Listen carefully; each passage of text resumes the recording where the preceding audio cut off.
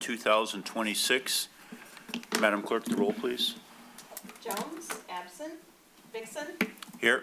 Fauser, Here. Elders, Here. Key, Here. Salvia, Here. Trent. Here. Will you please rise and join us in the Pledge of Allegiance? I pledge allegiance to the flag of the United States of America and to the republic for which it stands, one nation, under God, indivisible, with liberty and justice for all.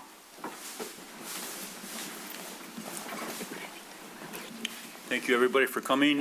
Mayor Jones is not available tonight, so the show must go on. That's right.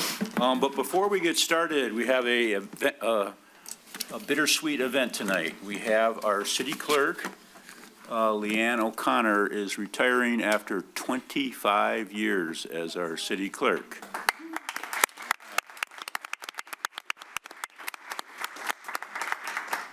And then, of course, we have a proclamation for me to read. Did she write it? No. That's, This time, no. Best clerk ever. whereas Leanne O'Connor began her service to the city of Rochester on February 22nd, 2001. Whereas throughout her tenure, Ms. O'Connor faithfully served as city clerk, demonstrating exceptional professionalism, integrity, and commitment to public service. Ms. O'Connor took great pride in conducting elections that were honest, transparent, and trustworthy, ensuring the democratic process was upheld with the highest of standards. Her extensive knowledge and attention to detail made her a trusted resource with colleagues and residents alike, knowing that she always had the answer and was ready to help. Ms. O'Connor's leadership has left a lasting impact on the operations of the city clerk's office and the community as a whole, whereas her years of service reflect a deep commitment to the residents of the city of Rochester and the principles of good government. Now, therefore, be it resolved that the mayor and city council of the city of Rochester hereby express their sincere gratitude and appreciation to Leanne O'Connor for her outstanding service, and be it further resolved that the city of Rochester extends its warmest congratulations and best wishes to Leanne in her retirement, and wishes her continued health, happiness, success in all of her endeavors, adopted this day, March 26. Congratulations, Leanne. Get the whole city council out front, and then we can. Who do we have Christy, on photo? Christy, can you take, We will you got take a Christy? picture? Okay. She knows how to do that. There you go.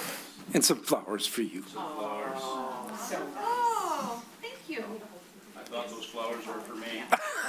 All right, scooching, everybody. All right. Thank you. All right. Yeah. Okay. I like this stuff. All right, one, two. Let me get a couple. Only getting your good sides, of course. Okay. Mr. Mayor, if I may, for me, it's massively bittersweet. I've known Leanne since the day I got here, and we've had just this great relationship. And I know from my own experience elsewhere that not all city clerks follow this pattern. It's unfortunate. It's a tough job, a lot of pressure, a lot of politics. She always rose above it and did what she had to do. And the words in the resolution are perfect. She just did it with honor and integrity. So what we're going to do is on Arbor Day, the Tree Committee and the City Beautiful Commission got together and decided that in honor of Leanne's career, Leanne, we talked about what would you like for us to get for you? And she said, I want you to plant a tree for me. So we took that one step further, and we're going to honor the first. There's only been 3 city clerks in the history of Rochester. So we're going to honor each of the 3. 2 crabapple trees to replace the trees the diseased trees we just took down. And then the third tree will be for Leanne. And then we're having a Liberty Oak planted in honor of the very first clerk that signed the Declaration of Independence with a quill pen. And we're going to call it the City Clerk's Quill Grove right in front of City Hall. So we're hoping that we're going to invite a bunch of people. It's April 22nd at 10 a.m. in front of City Hall. We'll plant the tree together. They'll have tree charms on them, so forever people will be able to know what those 4 trees stand for. And one of them is for our city clerk. So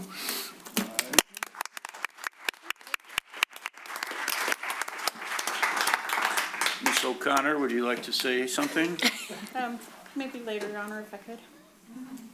Okay, would anybody else here like to say? If I could, just Mr. very Hauser? quickly, yeah, I have to. Before city council, before planning, I was an election official, an election inspector, and I got to tell you, I know there's a lot of talk about elections, and I know there's a lot of talk about, the process and the procedure, but I want everyone to understand that there is not a city that is more well-run and more organized when it comes to our elections than the city of Rochester. Leanne and her staff have this thing down so perfectly well. And I want everyone to understand the reason it runs so well is because of Leanne O'Connor and her staff making sure every machine is calibrated, every ballot is organized, every document is accounted for, and the people that she and her staff employ to work on the elections are trained and familiar and knowledgeable with all of the issues. And that, again, there's so much work that goes into an election that takes place beforehand. So Leanne, to you and your staff and all the other city people, thank you for making sure that every election that takes place in the city of Rochester is done without any issues. Thank you. Thank you.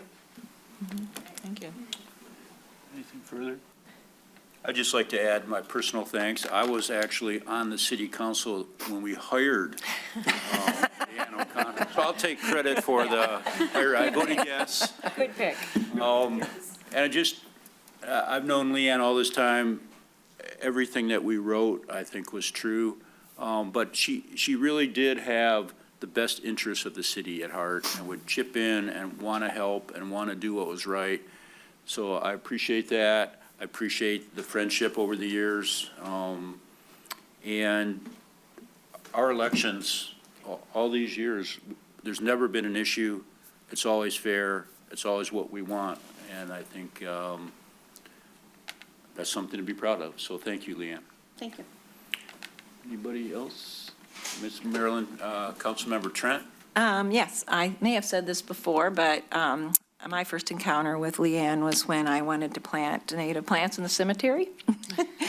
And I think Colin Pettit, he was saying, oh, you ought to ask Leanne. So somehow I got it approved, and I want to thank you for that, because it is a beautiful garden now.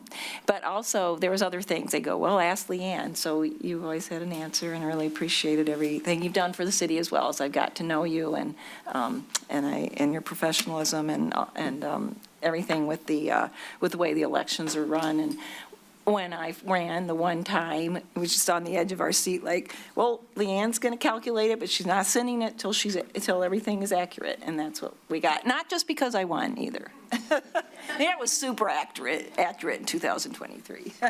Thank you. But it didn't hurt that you won. That's right. It's always better to win. It is. Okay, next on to public comment, scheduled and non-scheduled presentation. If you have a public comment and want to comment on a certain issue that is coming up, I think you can wait and talk on that issue. Before we start on that issue, we'll give people a chance to talk. But for right now, we're going to call up the Rochester Hills Public Library. We have Julianne, who's the director, and Lauren, who is our liaison with us today. So welcome, Julianne. Thank you. Thank you so much. I appreciate it. All right. Well, thank you for having me at the Rochester City Council meeting tonight. We try to do this twice a year. I'm going to go ahead and hit play on this. I'm excited to give you an update on the key metrics from 2025 and share plans for what comes next in 26. And as you mentioned, Lauren Coleman, who is your city liaison to the RHPL board, is with you tonight, and I appreciate how steadfast she is in participating with the board, serving on committees, and providing you as a conduit of communication and notes and things like that. So what I have for you here is a slideshow of images from the past year that are going to play while I review our accomplishments, and each of you have in front of you our annual report that I'll walk us through tonight. So libraries typically use two key metrics of performance when measuring success: circulation totals and the number of in-person visits. And both were incredibly strong for 2025 at RHPL. Our circulation has grown year over year since 2020 and is just over 1.6 million in 2025. Our in-person visits are astounding for a single building library. We had nearly 450,000 people visit our library in 2025, which averaged out to 1,232 people every day. And I'll point out, that's over 1,200 people coming to your downtown every day. That makes us the busiest single-site library in the state. So speaking of visits, in 2025, we fulfilled a millage and contract promise and are now open 7 days a week, which is an increase of 60 hours annually. In addition to new hours, having our contracts renewed with our partners in both the city of Rochester and in Oakland Township enabled us to enhance services in very specific ways. We were able to expand our makerspace hours, added more funds to our programming and our events budget, and we increased our circulating materials budget with a specific emphasis on collecting more digital content. Our materials budget is now set to $1.4 million, and it's one of the largest in the region. We completed phase 2 renovation of the Adult and Teen Services Department on the second floor. That consisted of adding new furniture for community meeting rooms, new computer stations, enhancing our study spots with better lighting, and the ability to plug in and recharge from virtually any spot within the library. We revamped our website with a special focus on accessible design. We added an award-winning children's catalog and launched a new library app, all in 2025. We added a new department called Digital Services, whose main focus is on technology training and the acquisition of e-materials. In addition, we did not forget about local history. We launched the Greater Rochester History online local history database in collaboration with the museum at Van Hoosen Farm, and it's been one of our most popular additions to date. Programming was exceptionally strong in 2025. Our most popular event, measured by attendance, was the summer reading kickoff in June, outside on the front lawn, when we paired it with the nonprofit fair that took place inside the library on the same day. Thank you to those city council members who were able to join us that day as well. Not only did we celebrate summer reading, but we held a ribbon cutting ceremony for our new early literacy bus that we purchased and put into service in 2025.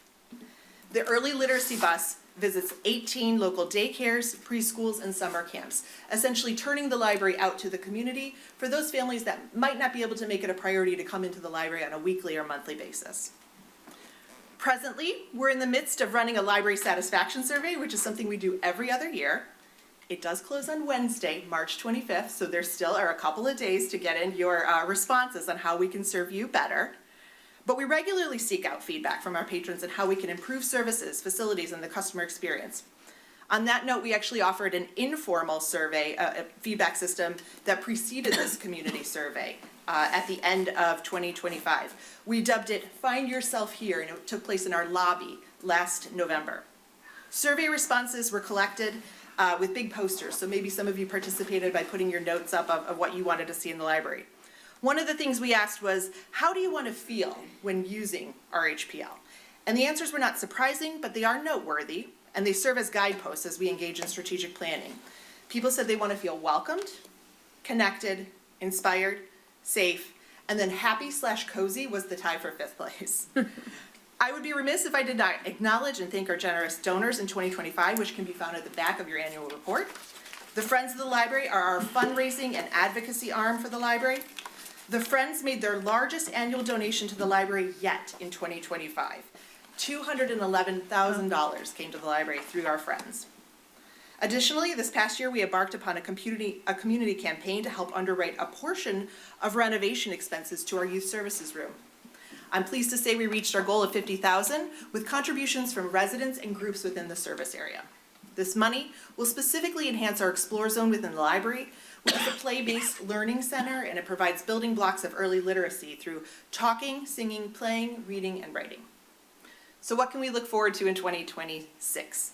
On a very micro level, RHPL is excited to announce that we'll be adding a new bookmobile stop in your city. It'll take place at the Municipal Park.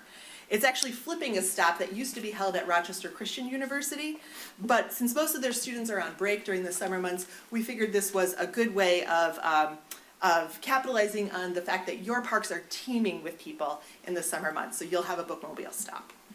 On a macro level, in 2026, you can expect stronger programming and events, a flood of new materials coming into the library and available online remotely.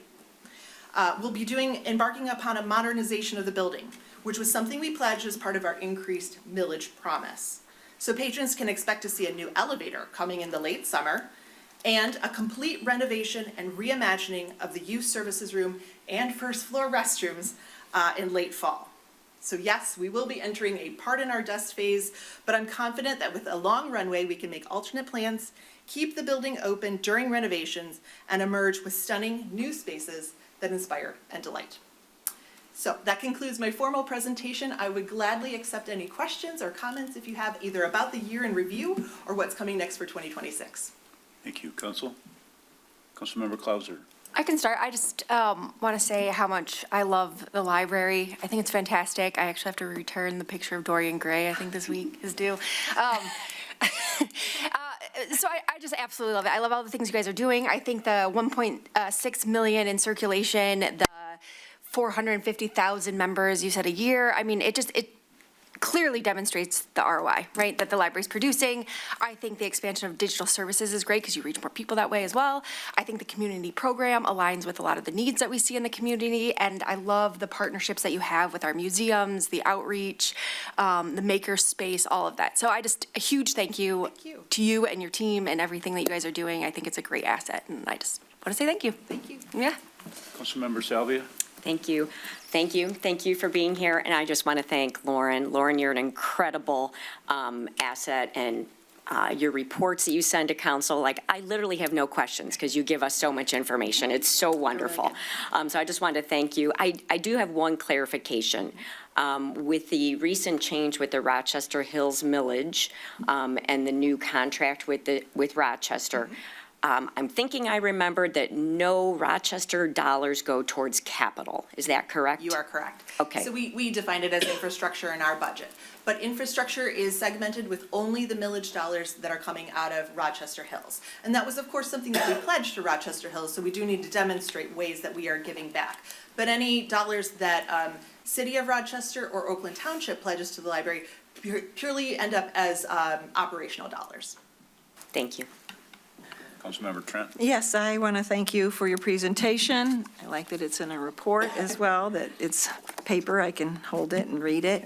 I also am really glad that you are bringing the statistics to us, as you always have. And one more thing is, I do like the fact that you look for opportunities in the community, that you, with Rochester Hills Museum and others, that you see any opportunity, just like saying, okay, we'll bring the bookmobile to the municipal park. I mean, that's keeping your eyes open and not just insular, and I would expect that for my library and as well. And thank you, Lauren, for your wonderful reporting. Councilmember King. I think a lot has been said. I agree with what these ladies have said. It's just a fabulous asset to our community. I also just wanted to share, we've been leveraging the multi-purpose room for the Girl Scout troops lately, and the kids after our meetings, they just bolt to the kids' room in the library. They're checking out books. They're on the catalogs. They all know how to use them. It's wonderful to see that and the community that it builds. So thank you to you and your team. Thank you. I'm pleased to hear that you're using our rooms as well. We didn't really even highlight that, and I think it's a wonderful community use as well. Yeah. The study rooms are the best. I used it last Wednesday. Yeah. You go online, you block your time, and it's the best resource that you've got there, at least for me. So thank you. Great. Happy to hear it. Thank you. Thanks for coming. Thank you.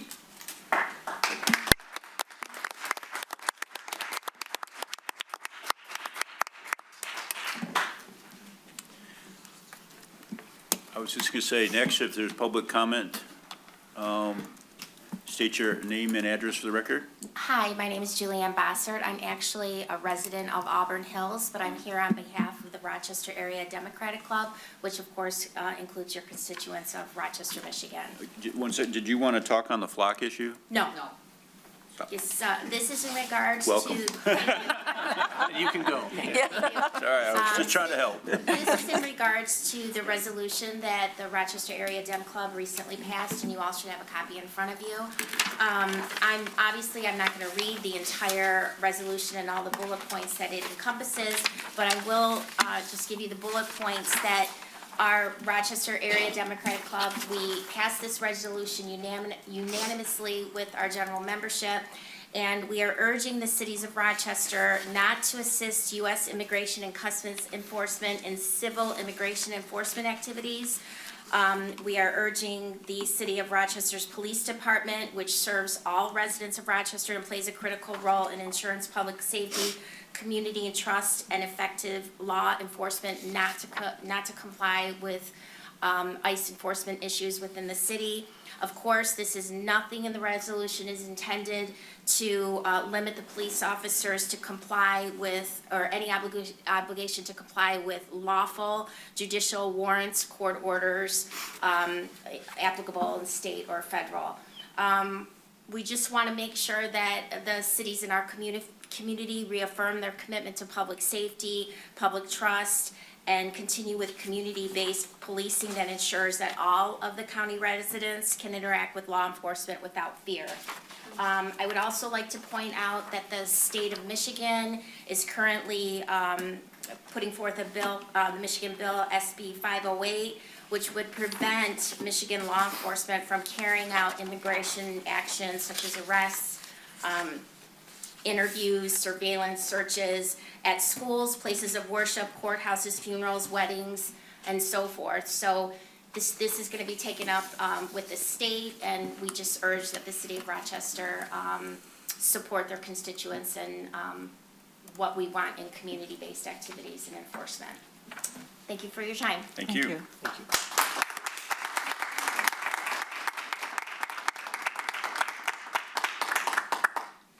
Any further public comments? You mentioned clock. Is this the time for? No, not the, thank you.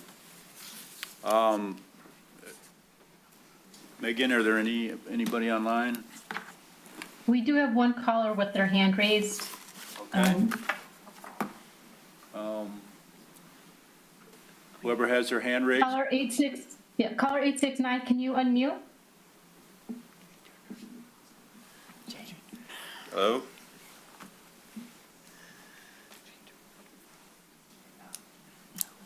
No? No. Megan? Hello, can you unhear me? Yes. Can you hear me now? Yes. Apologies for that. Sorry, hi, sorry, go ahead. Go ahead. So my name is Joe Soko. I live in the Rochester area. I first want to say congratulations to Leanne, and thank you for RHPL for your presentation. I use you all the time, and want to echo all the positive things said about the library. But what I am here to talk on is the flock issue. Was there, I know you asked the person before me about it, is there something that Yeah, can I need you, to know before I? can you hang on till we get to that issue? And then we'll come back to you? Yeah, absolutely. Okay, thank you. Yep, no problem. Anything further? Come on up and identify yourself. Yeah. I'm going to be speaking on the flock issue later on, but I will talk about ICE right now. My name is Sailor Mays. I live on Northwood Avenue, which is right up the street from here. I've lived in this community my entire life. I went to Wayne State University in Detroit, has become my home, but I live with my parents here, and I do a lot of activism around the community, whether that's with pollinators or whether that's environmental activism, etc. I have been involved and seen and witnessed ICE activity all over the state, including Metro Detroit and mainly in Detroit. And what I can tell you from a first-hand perspective is it is really, really bad. You may not have your algorithms based like I do, where the majority of my algorithms on social media are political, because that's what I'm really into and that's what I'm very passionate about. Now, a lot of people are here in support of, not in support of ICE, but against ICE and also against flock, which I can get into later.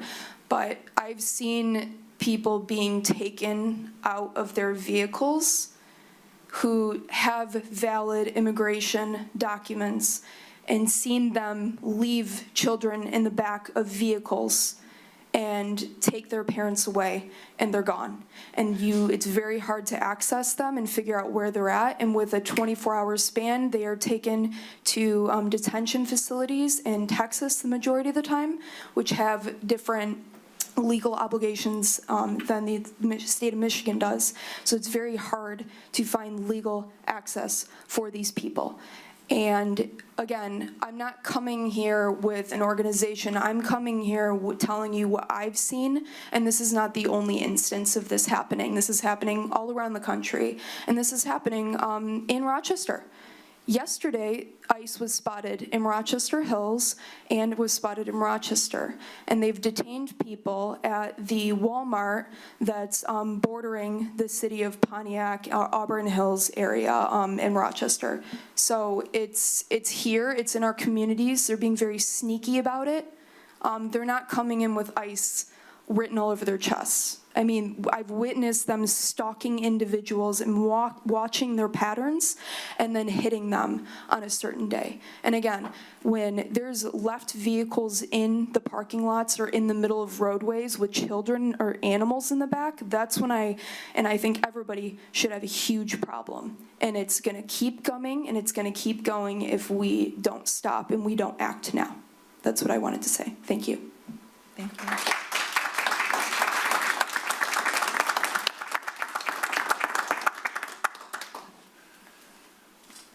Anything further? One at a time. And, Hi. welcome. Hi, my name is Alexis Cromie. I am a high school social studies teacher in Birmingham, and I lived in Rochester Hills for a good 2 years. I'm a hopper, so I've been all over. I am, I guess, the secondhand witness to ICE. My friend has been rotting in detention centers across the United States for 9 months. And she has went from Michigan to Ohio, and now she was in Texas and promises of leaving the detention center and being sent to Mexico, not her origin country. It is a horrific, real problem that we are facing.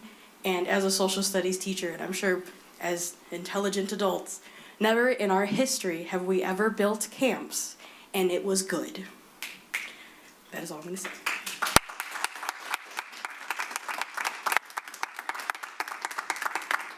My name is Mary Jo Showalter, and I live in Rochester. I'm also a co-leader of Stand Up Indivisible Rochester, so I'm here in both of those. Leanne is going to be missed. I've worked with her for a very long time at the elections, and Brian, I'm sure, will do a good job, but that will be a new experience, so good luck. I'll be around. I know. We always need election workers. Yeah, I know. And I will be here at the next election. So I support the Dems proposal that they gave to you. I want you to know that I have been at the Oakland County Board of Commissioners meetings and some of their working sessions. This is a time in history where many cities and counties are trying to figure out what to do. And I know it's a hard decision for some people. And if you have reservations, and if you are wondering if this is the right thing to do for this community, what I would suggest is that you spend some time with Cafe in Pontiac and talk to people that have the first-hand experiences. They are the primary source of what's actually going on. Talk to them, visit with them, figure out what's really going on. It may change your mind and it may put you at peace when you move forward with this. So that's all I have to say, other than Saturday is No King's Day, 11 o'clock at Auburn and Rochester. If you've never been to one of those events, feel free to come. If you're not comfortable coming, and a lot of people are not because of their professions, I would suggest that you get yourself a frog costume or a unicorn costume or something, and you can come right through. Nobody needs to know who you are. Is that who those people are? It's funny. Okay, moving right along. Next, we have approval of the consent agenda. First, the consideration to approve America 250 Patriot Markers event at Mount Avon Cemetery. And next is receipt of the check register reports. Councilmember Trent. I move to approve the consent agenda and items A and B. Motion by Councilmember Trent. Is there support? Support. Support by Councilmember Clauser. Madam Clerk, the roll, please. Vixen, Yes. Clauser, Yes. Hauser, Yes. King, Yes. Salvia, Yes. Trent. Yes. Thank you. Next, there's no old business or table items tonight. There are no public hearings. First, legislative deliberation. Consideration of the request to set the public hearing and consideration of adoption of the fiscal year 2027 budget, and that would be on our April 27th meeting. Councilmember Salvia. I'll make a motion to set the public hearing for April 27th for the 2026-2027 fiscal year budget. Motion by Councilmember Salvia, support by Councilmember Hauser. Discussion. Madam Clerk, the roll, please. Vixen, Yes. Clauser, Yes. Hauser, Yes. King, Yes. Salvia, Yes. Trent. Yes. Thank you. Next is the reports and regular business. A consideration of request for approval to purchase 4 flock license plate reader cameras and 2 PTZ video cameras for the downtown and surrounding areas. First, we will have public comment.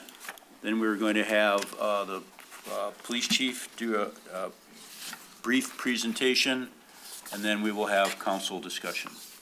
I would ask that, and I appreciate the previous speakers, please keep it brief, so we have other people on, maybe not too much of a long political speech if possible. So welcome, and please identify yourself. My name is Bruce Falk. I lived in Rochester for a time when we first got married and moved here, and we now live in Rochester Hills. Imagine driving through your own neighborhood, the same streets you've known for years, but now every turn, every stop, every license plate is quietly recorded. You're not suspected of a crime, you haven't done anything wrong, yet your movements are being tracked, stored, and analyzed. This is the reality created by flock cameras. Flock cameras are automated license plate readers installed in communities across the country. They're often promoted as tools to fight crime, helping law enforcement recover stolen vehicles or identify suspects. And at first glance, that sounds like a good thing. Who wouldn't want safer neighborhoods? But safety should never come at the cost of our fundamental freedoms. These cameras don't just capture criminals, they capture everyone. Every time you visit a friend, attend a protest, go to a medical appointment, or take a drive, your location can be logged. Over time, this creates a detailed map of your life, where you go, who you might associate with, and what patterns define your daily routine. This is a mass surveillance, and it raises serious concerns. First is the issue of privacy. In a free society, people should be able to move about without being constantly monitored. When surveillance becomes normalized, it changes behavior. People begin to think twice about where they go and what they do, not because they're doing anything wrong, but because they know they're being watched. Second, there's the risk of misuse. Data collected by these systems don't just disappear. It's stored, shared, and sometimes accessed by multiple agencies. Without strict oversight, this information could be used in ways that go far beyond its original purpose. History has shown us that surveillance tools, once created, often expand in scope. Third, there's an issue of security. Any database containing sensitive information is a potential target. If this data were hacked or leaked, it could expose the movements and habits of thousands, maybe millions of people. And finally, there's the question of accountability. Many communities adopt these systems with little public debate or transparency. Residents may not even know they're being monitored, let alone have a say in how that data is used. None of this is to say technology should never be used to fight crime, but we must ask, where do we draw the line? Because once privacy is lost, it's incredibly difficult to regain. We need clear policies, strong safeguards, and meaningful public oversight. We need limits on how long data is stored, who can access it, and how it can be used. Most importantly, we need informed communities that are part of the decision process. The promise of safety should not blind us to the cost of surveillance. A society that values freedom must be willing to question tools that quietly erode it. So the next time you pass one of these cameras, if you put them in, remember, it's not just capturing a license plate, it's capturing a piece of your freedom, and that is something worth protecting.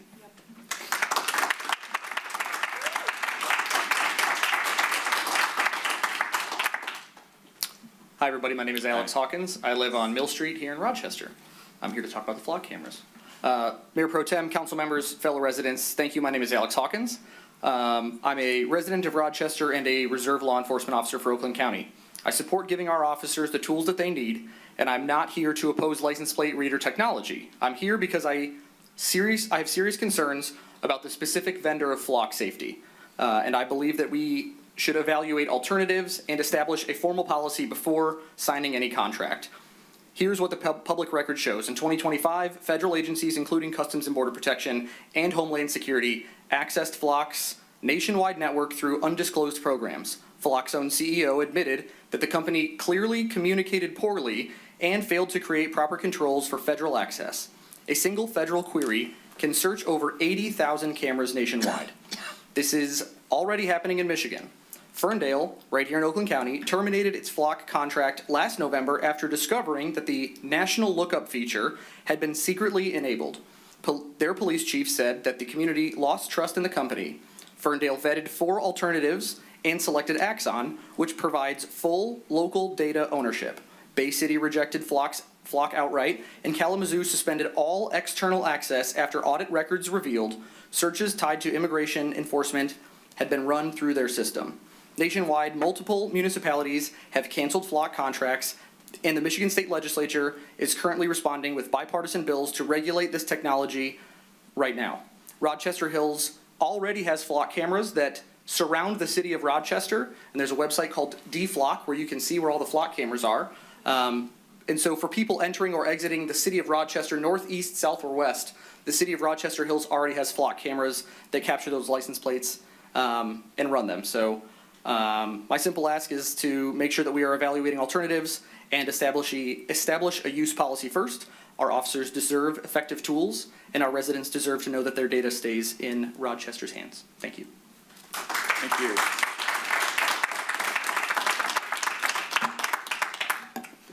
Hello, my name is Magdalene Rose, and I am a certified pharmacy technician nationally and licensed in the state of Michigan. I have been a resident of Rochester since the day I turned 18. Besides the obvious concerns that these cameras are unregulated and unsecured, I do believe that they are a violation of Patients' Healthcare Insurance Portability and Accountability Act rights, also called HIPAA. HIPAA protects your health information, including the doctors you see and the pharmacies you use. I have been in the pharmacy in Rochester Hills, many of them since I was 18. I am so happy to see patients that I've had the honor of serving in this room with me right now. In order to access your health information, healthcare professionals have to go through training, we have to take oaths, and we have to pledge to protect your healthcare information. My concern is that people who are not HIPAA verified can see this information. This concern is especially prevalent here in Rochester because there are amazing specialists we have out here. It would be easy for these non-HIPAA safe individuals to infer what type of medical concerns patients could have based off of the parking lot that they are turning into. These cameras pull up names, addresses, and other identifying information about unsuspecting, unwitting, and innocent patients. These people can then have their privacy violated, which is a violation of our Fourth Amendment rights. For the safety of my patients, I urge you not to go forward with the contract with Flock cameras. Thank you.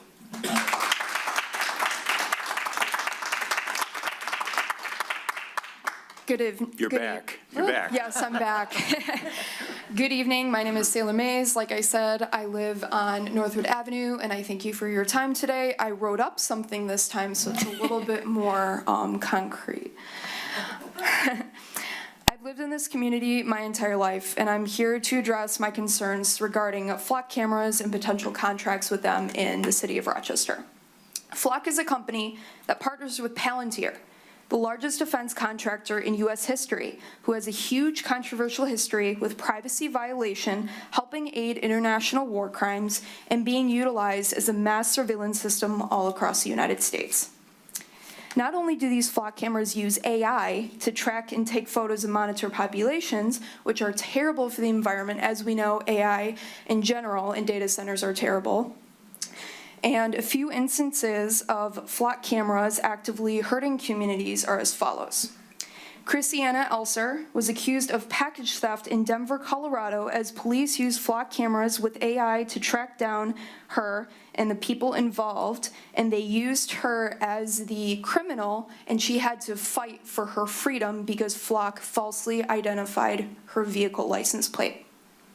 Brandon Upchurch was driving in April 2024 when he was aggressively arrested and bitten by police dogs after flock cameras misread his license plate as well. He sued the city and won. Jason Berklio was pulled over in California and was aggressively handled and searched due to a misread in the flock camera as well. He sued the department and won. I don't think we want something like this happening in Rochester where people are suing the city due to AI misreading things. Jacqueline Gonzalez and her sister were handcuffed in New Mexico after the flock cameras misread her license plate as well. And these are just a couple of instances that have happened over the last couple of years of flock cameras. In Georgia, Wisconsin, Missouri, California, and Kansas, police officers have been found to misuse and use and access flock cameras by stalking, tracking, and monitoring people on and off duty. One instance is early May 2025, an officer in Texas used 83,000 flock cameras to track a woman who got an abortion to find her over state lines. Over the last 6 months, 38 cities, including the city of Ferndale, like someone mentioned earlier, have rejected or canceled their contracts with Flock. Ring, the doorbell camera company, has also stopped their collaboration with Flock after backlash all over the country.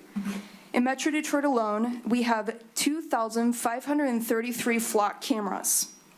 That's a lot.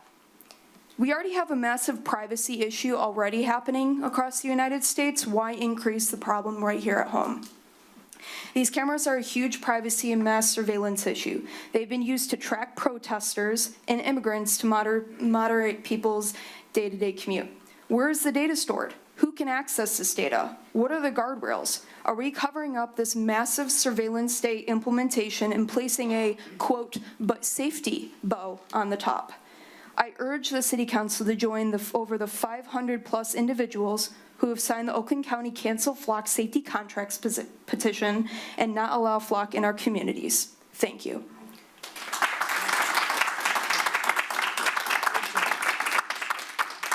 Hi, my name's John Brabs. I live here in Rochester on Elizabeth Street, and when I saw this was on the agenda tonight, it definitely upset me because I don't, I think what some of the other people have mentioned, we don't need any additional invasions to our privacy, and to spend $41,000 as I saw in the proposal, I think we could spend that on, on better things to improve people's lives, not hurt people's lives, with, adding the surveillance on the citizens of Rochester as well as anybody else coming into our city. So I guess I would urge, the City Council not to approve this proposal to buy this flock license plate readers. So thank you. Thank you.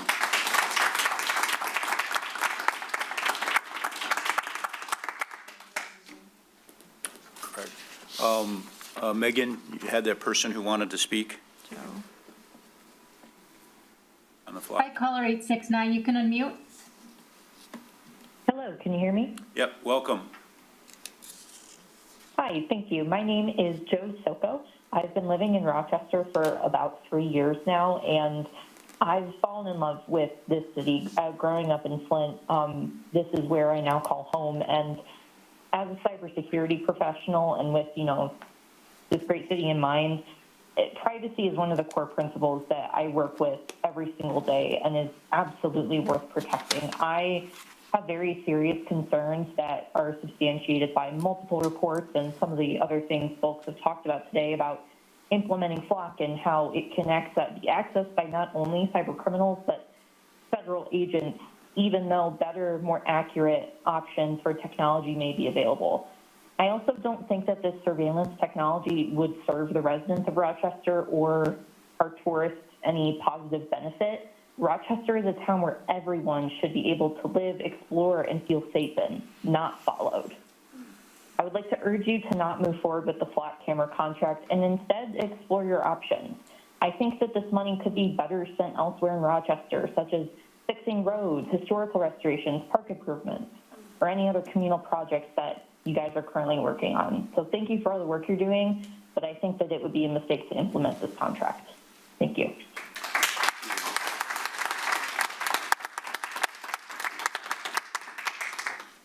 Your Honor, we did receive one piece of correspondence from Oakland University Student Congress. It is a resolution that they adopted this evening at their board meeting in opposition as well. I think everybody has that Yeah. at their table. Thank you. I was hoping you weren't going to want to read that into the record. It's pretty long. Any further comments? Just say no. It wasn't a comment. Welcome. My name is Jess Agnew. I live actually on Main Street. And Rochester is my first true home that I've had. And it is the first place that I've felt safe. I've lived here for about 8 years. Okay. And I love this city. You guys have done right by it year after year.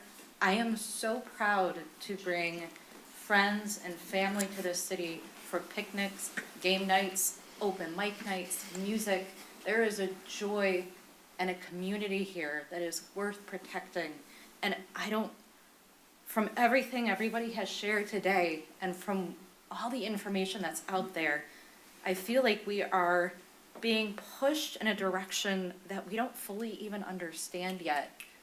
And to just pump the brakes and listen to your constituents and put the safety and the freedom of your people ahead of just following this flow that we don't even really know where it's going.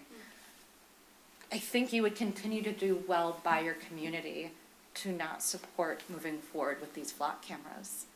And I look forward to seeing where we go next. Thank you.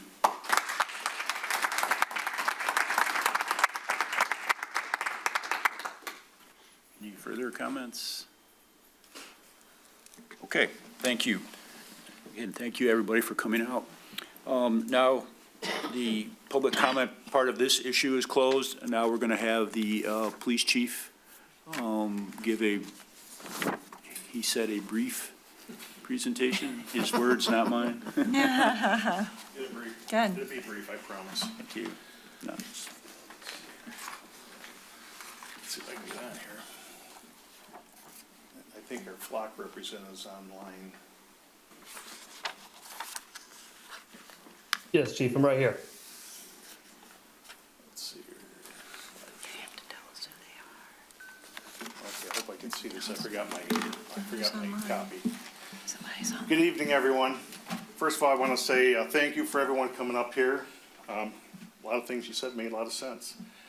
I think this is all going to come down to having a strong policy, which if this is approved, we will have a strong policy. It's about discipline in the department. It's about leadership. We talk about ICE. You know, they have a new leader of ICE. Let's see how that works out. You know, when a organization fails, it always starts from the top. And I don't care what anyone says. You know, I've been doing this a long time.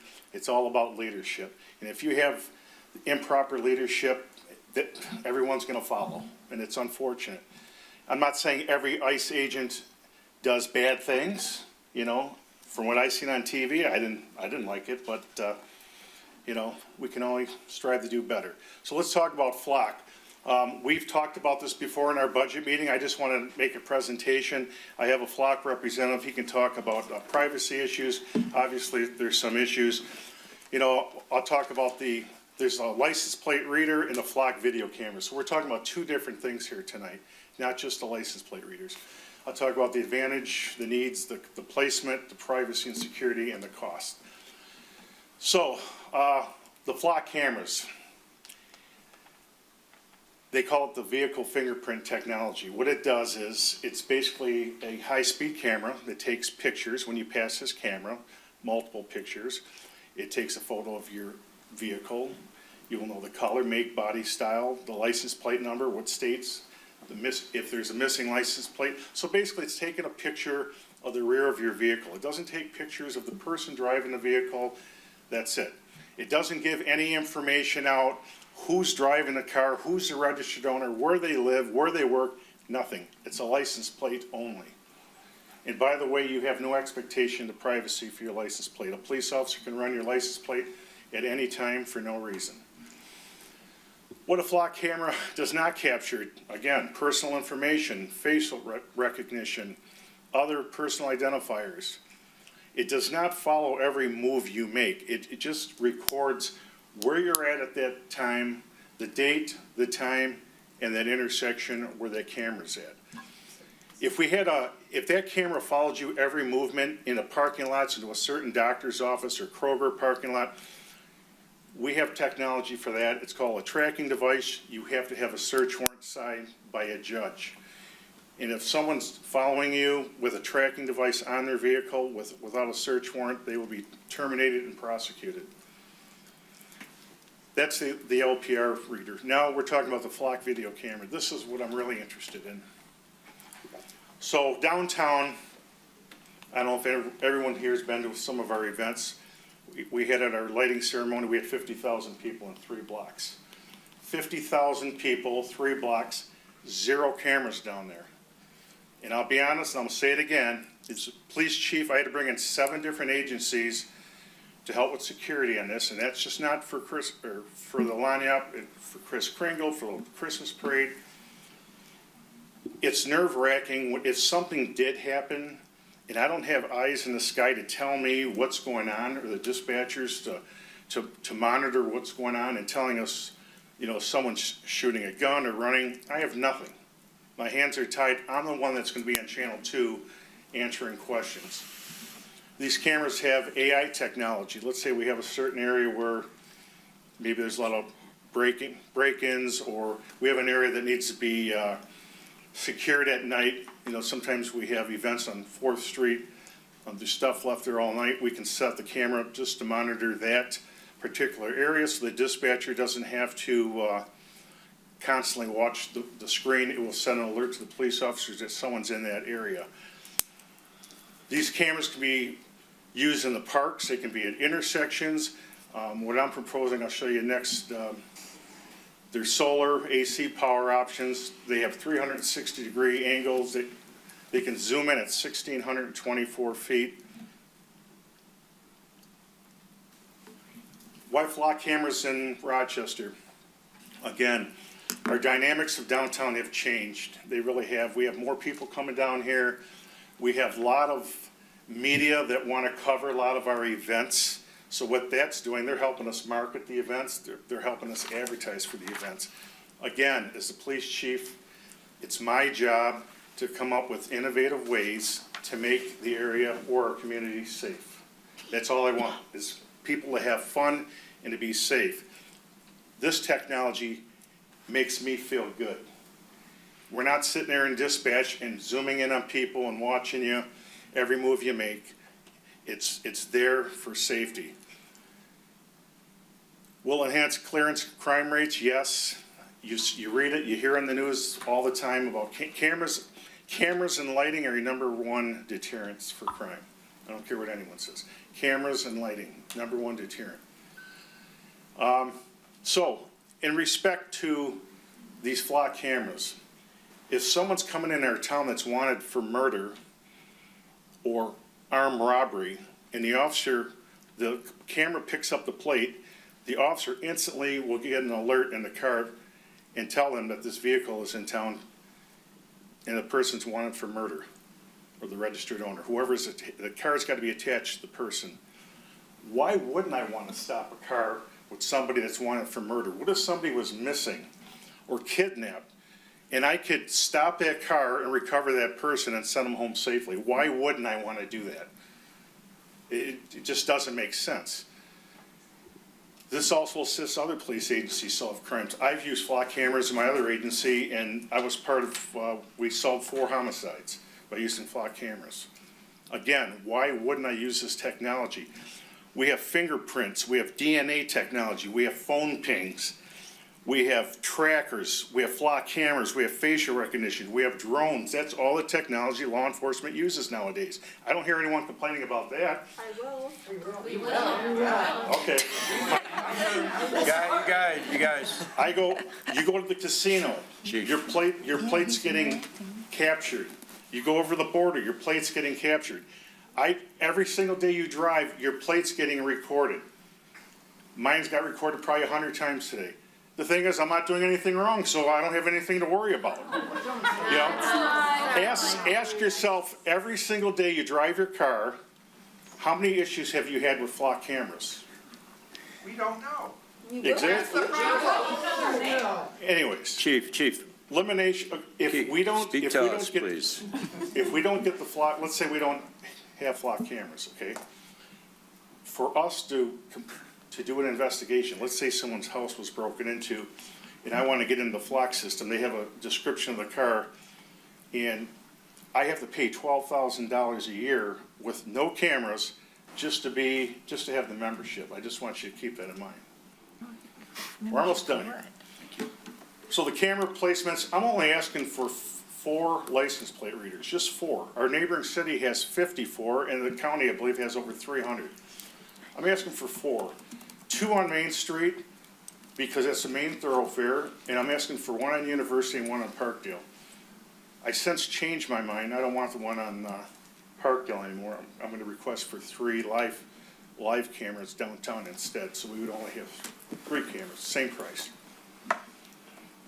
Security, privacy, all information collected from flock cameras is owned by the city of Rochester.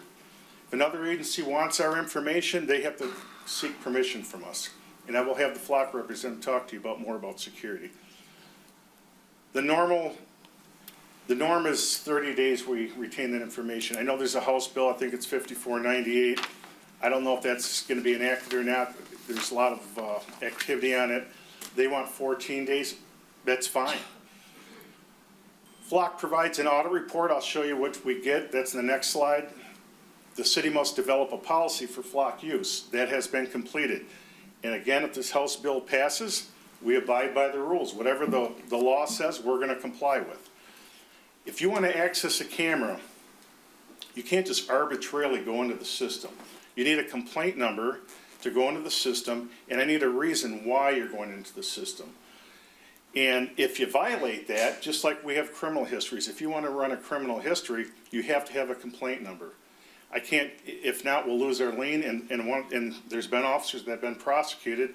There's been a chief of police that's gone to jail for using the lien system without proper permissions. We don't sell information to third parties. The information is encrypted, it's in cloud, and again, I talked about the license plate. So this is the report you'll get. This is not from our city, this is from a different city. So every month, if I want an audit done on the number of people that drive through town, this is their template. You know, warrants, sex offenders, 336 people were linked to vehicles coming into town. Hot list alerts, 9,500. I don't know what city this is from, but this is what you'll see for an audit. And we conduct our own audit too, by the way. You know, every month I can go in there every day and find out who's accessing the system, why they went in there, if there's a complaint number. In our city, I have 2 detectives. Typically, both detectives will have access to the system. Nobody else needs access to the system but my detectives. And obviously, the administration will be trained in this, but just the detectives would access this system. So the cost, it's a 2-year contract. We're just subscribing. We don't own the cameras. I'm asking for, well, actually, I changed it again. I wanted 4 license plate readers. I'm only asking for 3. And I'm asking for 3 video cameras downtown, the live feed cameras. It's around $41,000 for 2 years. It's probably cheaper because if you sign up within a certain time period, they knock $5,000 off. The challenge we have here is these cameras, it takes 8 months to get the proper permits. We have MDOT roads on Main Street. It takes about 8 months to get a permit to put a camera up. That's the challenge that we have here. So if council did approve this, I would recommend that we go ahead and at least start the permitting process. The expenditure, you'll see that come in July 1st. For that price, it includes hardware, software, maintenance, permitting, policy creation, training, and support. We're not charged until the first camera is activated. Again, it takes about 8 months, maybe up to 10 months. These are some of the cities around us that have flock cameras. There's a number of them. There's most of your freeways, 75, 94, your main thoroughfares, they have them. And I can't even read this, but I wish I had some glasses. But you have to look at it this way. Some people go, well, we don't have a lot of crime in Rochester. Why do we need cameras? Well, we don't have crime because of the technology we already have in place. And if there's better technology out there to help prevent crime or even solve crime, then again, it's my job to bring it to you, and then you decide. Whether you want it or not, at least I can look at myself in the mirror and say, you know what, I did my best. That's all I can say. I've used this before. I've talked to police departments all over Michigan. This is the greatest technology out there for solving crimes right now, next to DNA. It really is. That's all I can say. And again, it comes to strict policies, it comes to discipline in your department, and it comes to leadership.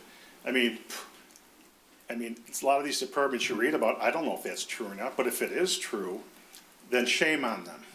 Shame on them for allowing it. We're an accredited agency here. We're following all the best police standards.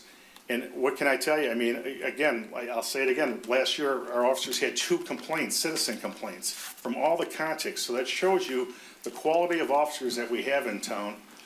And I will assure you, being the police chief, no one's going to abuse this system. And if they do abuse it, then they're out the door. Simple as that. Again, that's why we have strong policies. So with that, I have my flock rep on here. He can explain more on the privacy things, because I know there's a lot of questions about that, and they'll show you how the camera actually works, so you have a better idea. Okay, so before we start that, is there council questions for the chief? Okay, so we'll go through with this and then have questions? Sure. So I sent a number of questions over by email. The chief did answer some of them. A lot of my questions were around the privacy side that were unanswered, so I'd like to hear from them, and then maybe we can come back to questions. Sure.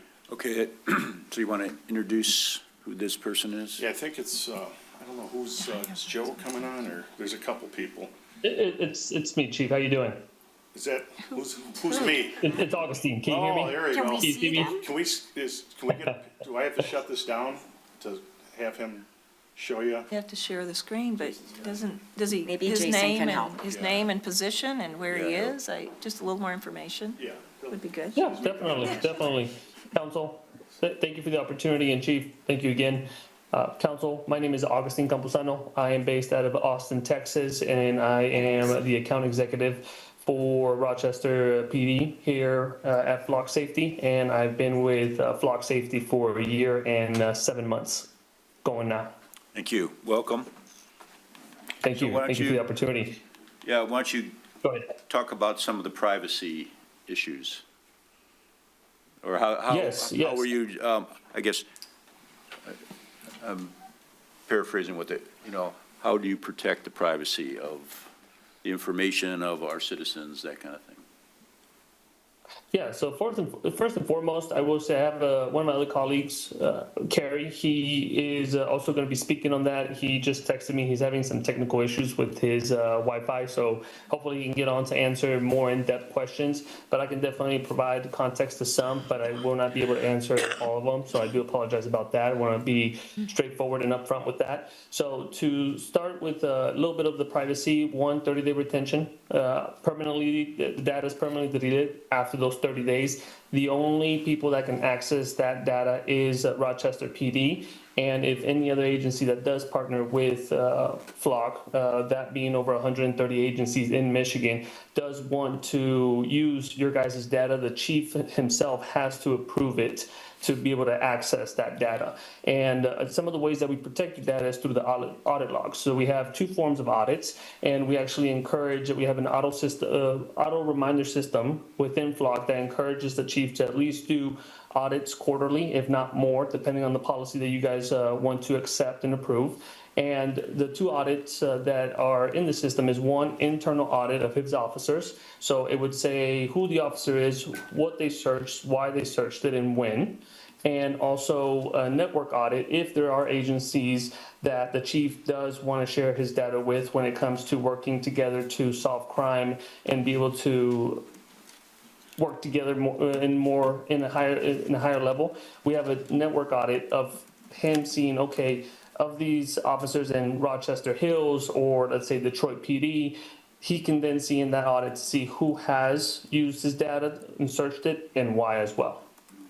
And some more information on the privacy. Our cameras don't capture any facial recognition or people. They do not capture people as well, so somebody can walk in front of them. The camera, is not going to capture a person. It's only going to capture a vehicle that is moving, and it's going to be a still image. And also, do apologize, end-to-end encryption already for the images to be sent from the device to the cloud that we use, which is Amazon, similar to what the federal government uses and a lot of agencies across the state. Any other questions on that I could answer? Or that I did not answer, and I can let you know if I have an answer before I jump into the demo to show you the platform itself so you can see how it's worked. Do you want to ask a question first, or why don't we see the demo first, and then we'll do questions? Yeah, so let's see the demo. Yeah, definitely. Yeah. Oh, I'm sorry. No, I just sent the request to share. Go forward. I see this guy.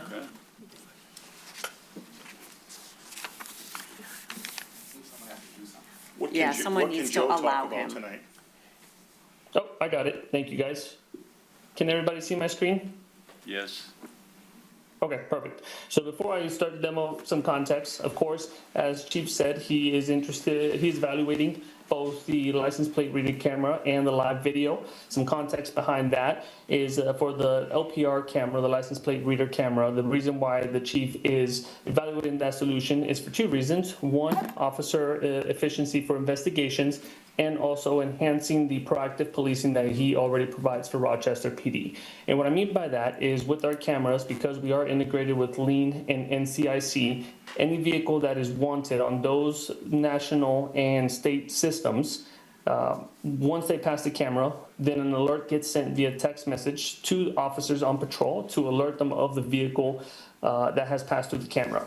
And also, our cameras do integrate for missing children and people for silver alerts. So if someone does pass through our camera that has been missing or been reported missing, the officers would also receive that alert. Now, in the instance for officer efficiency for investigations, is what our cameras allow you to do now is actually solve crime that once was not able to be solved.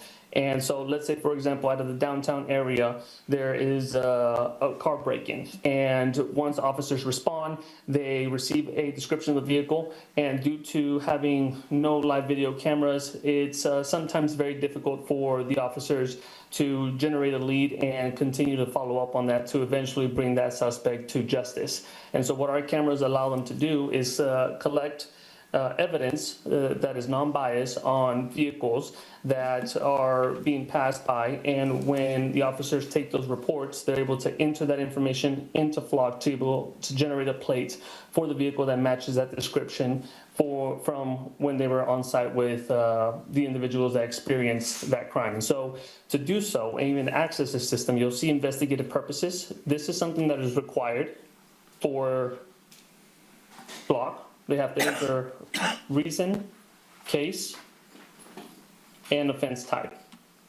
After they do this, they can come over here to the vehicle fingerprint, which the chief was talking about.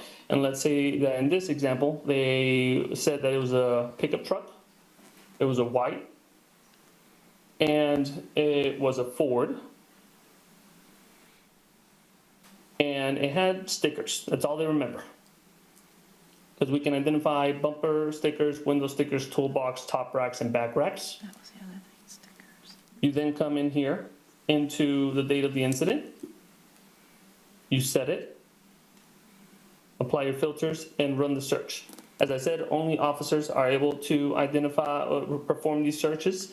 And in here, they can then correlate the time of the incident and when the vehicle passed by the camera to be able to say, this is my vehicle of interest based off of when the incident occurred, when the vehicle passed through the camera, and the description that I was given from firsthand witnesses. And we can say here that this is the vehicle of interest, as they have done their investigative work, of course. We have a license plate, and from there, now officers can generate a lead to identify this person and continue to work. And what this allows them to do is sometimes it can take 48, 72 hours for detectives to generate a lead. This can cut that down by over 50 to 60%. And so let me show you, that's the search feature. Now let me show you the alert system and what that looks like for whenever they receive an alert on a lien, NCIC, or even missing person. So as I said, it's going to come through the computer, the in-car computer or their mobile phone, and it's going to be a chime that's 3 times. Okay. Upon that chime being received, they can click on the alert, and it will say robbery suspect, the case number, the plate, and also image of the vehicle.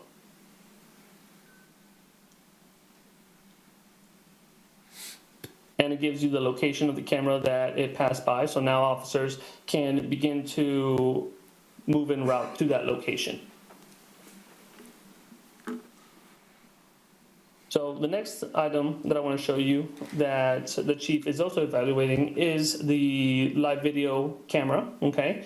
Now the reason, as the chief has already said, of why he's evaluating this solution is for one, enhancement of public safety during your guys' events. As he stated, those events are only going to continue to grow and gain more traction. And so he wants to be able to provide, one, the highest level of public safety to both the residents and the visitors, but also officer efficiency. Because when something happens, seconds matter. And so being able to have this live video camera for the dispatch to control when a call is received, then they're able to mobilize and say, okay, we received that they're at the northwest corner of the steakhouse. Let me move the camera to that direction and confirm. They can zoom in. And upon zooming in, they can confirm the description of the people that they were given for the altercation. Let's say it's 2 individuals. It looks like they were having a fight based on the call that came in. Now what dispatch is able to do is confirm location, confirm the individuals, get a description, and identify the instigator. And that way, when officers arrive to the scene, they are well equipped with accurate information and can resolve the issue quicker instead of trying to even understand what is going on. And if, for say, something happens and the individual runs off, dispatch is actually able to control the camera and follow them. So that as officers are en route to that location, dispatch can say, hey, he's continuing to head northbound or turned west, and so forth. Just increasing officer and situational awareness, which is key for their safety and, of course, the public safety. And another use case for the chief for this situation is missing people. The festival is going to attract a lot of kids and families. If for any reason that does occur, dispatch is, one, able to have a bird's eye view to see and locate that individual as you have boots on the ground that are looking for that child. And Chief did say this camera does have AI components and what it can do, and this is all based off of what Chief sets it up to do, and he can set those parameters up, is if there's businesses that he wants to survey at night to make sure that they don't get broken into, or if someone comes around at 2 in the morning when they're not supposed to, what the cameras can do is alert him on that movement, send him an alert via text as well to view the camera from his cell phone, but also send an alert to dispatch to say, hey, there's suspicious movement in front of the steakhouse. Can you please have patrol go out? And one, ultimately possibly preventing an incident from occurring. And as also Chief said, the data, and I'm sure if I repeated this already, I apologize, it's stored for 30 days, and then after that, permanently deleted. And you own all your data. Good, thank you. Is there questions? You're welcome. Sorry. Are there questions for either the chief or for the, so we'll ask questions. Then when we're done with questions, then we'll have our discussion. Sure. Councilmember King. Yeah, Thank you for the overview and presentation. I guess I'd like some clarity in terms of the city owning the data, because you also mentioned your network on Amazon. I'm assuming it's AWS, Amazon Web Services. So I'm just curious where our data that we would own would be stored, housed, how it connects to other communities or agencies if they wanted to access it. Is it we have to download, it's on our servers, we download it, we give them a printout? Like, how does that all work? How do we ensure that we truly own the data versus, others having access to it, whether it's hacked or, That's a great question. Is Joe on there? I am, yes, and thank you, council members. My name is Joe Cannon. I'm also a Flock employee based out of Boston, so thank you for having me on. Happy to answer that question. And we are also waiting on Carrie McCormick, potentially, he could be in the waiting room from our team, if you see anybody waiting to admit on the Zoom. But to address your question, so it is stored on Amazon's GovCloud instance, which is a higher level of security around Amazon servers. So that's the back end that we use for our Flock platform. And all the data resides on there under your individual instance. When it comes to if you'd like to share your data with another agency that the chief has decided to partner with, that would be done through the platform itself. Effectively, you're creating a one-to-one relationship between that other department and yours. And then at that point, they have access to the cameras for hot list alerts like Augustine showed, or if they wanted to do a lookup like Augustine showed. So if they're looking, again, needing a case and a potential crime that happened, they would be having access both to their instance and to your cameras, basically extending their network.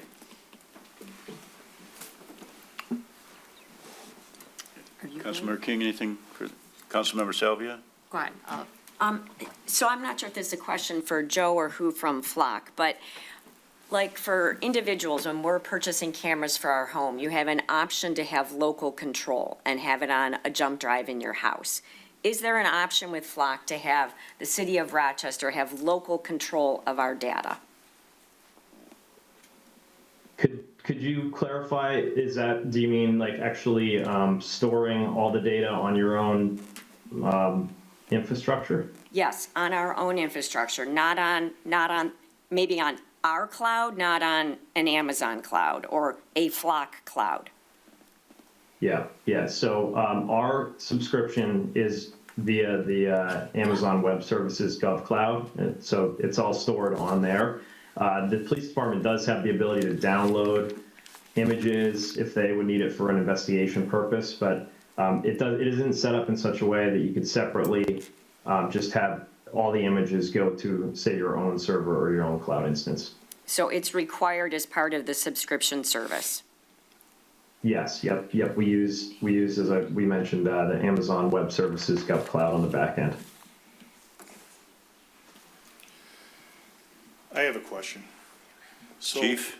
there were some concerns about these other police agencies utilizing data without the department's permission. How can you explain that? Because that is concerning. So the police departments must have a reason, Chief, as we've described, but if they are accessing it and want to be connected, right, they also have to make that request. And then they would only be able to access it at that point. So there isn't a way in which a police department who doesn't have access to your systems could simply get in and do searches and get access to your image. It would have to be allowed by the department to get access. Councilmember King and then Councilmember Hauser. So on that, who physically allows access? Is it we flip a switch that allows access? Yeah, you create an administrative role for your instance, and then you get the requests as the administrator, and you can individually approve or decline them. And also on that note, Councilwoman, when you sign up for Flock, we schedule an onboarding call. On that onboarding call, we have the chief show his ID and give us a badge number, and we do a CJIS verification.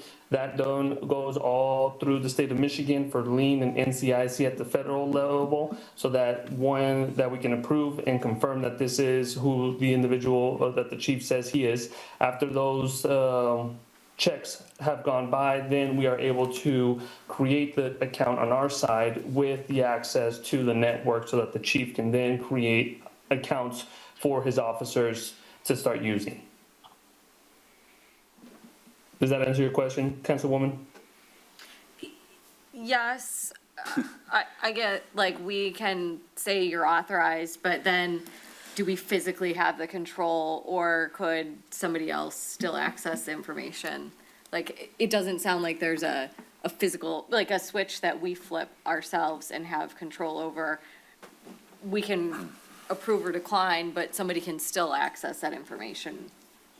It sounds like. Flock does not have access to your instances, or, and again, the only users that have access would be the folks within the police department.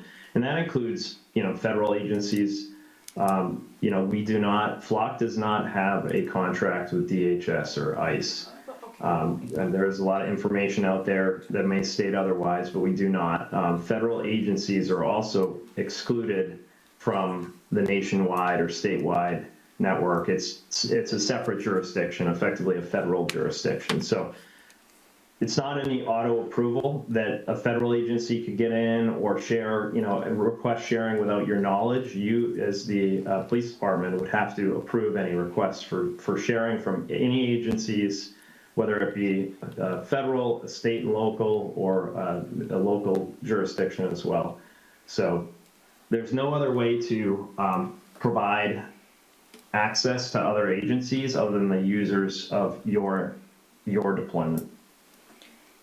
And Councilwoman as well, I think this will answer your question, is you can tell us when individuals are not a part of the PD anymore, and we can deactivate those accounts. We routinely send out those verifications as well with two-factor authentication to make sure.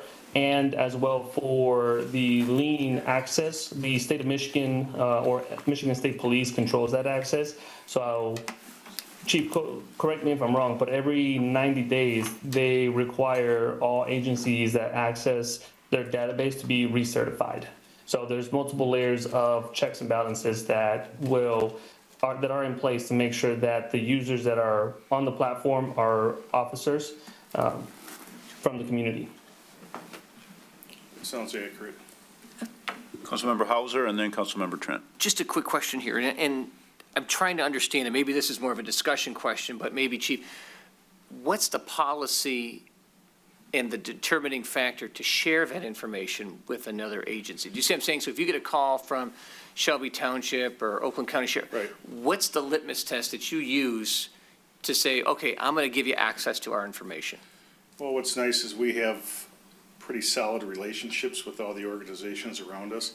But if someone just calls, hey, I need this information, I'm certainly not going to just approve it. I want to know why you want the information, how much information do you need. It's got to make sense. It's got to pass the test. And again, it's going to go, our policy is going to be strict, especially if this House bill passes. I mean, we're going to have to make modifications, but we're not just going to open up the books for everybody. And I appreciate that. And I guess the question I have is, and not to sound naive here, but is there, in fact, a written policy to that effect that the city has in place? Either the city, I don't think we have one, but does the police department have one in place currently that would guide you or another chief, if you weren't here, to make that decision? Right now, we have a draft policy. A draft, okay. I think you had a copy of it from last Right, budget and I meeting. saw, yeah, I just want to make sure. That's a draft copy Right. that basically it covers all the questions everybody had. However, I don't know how long that policy is going to be.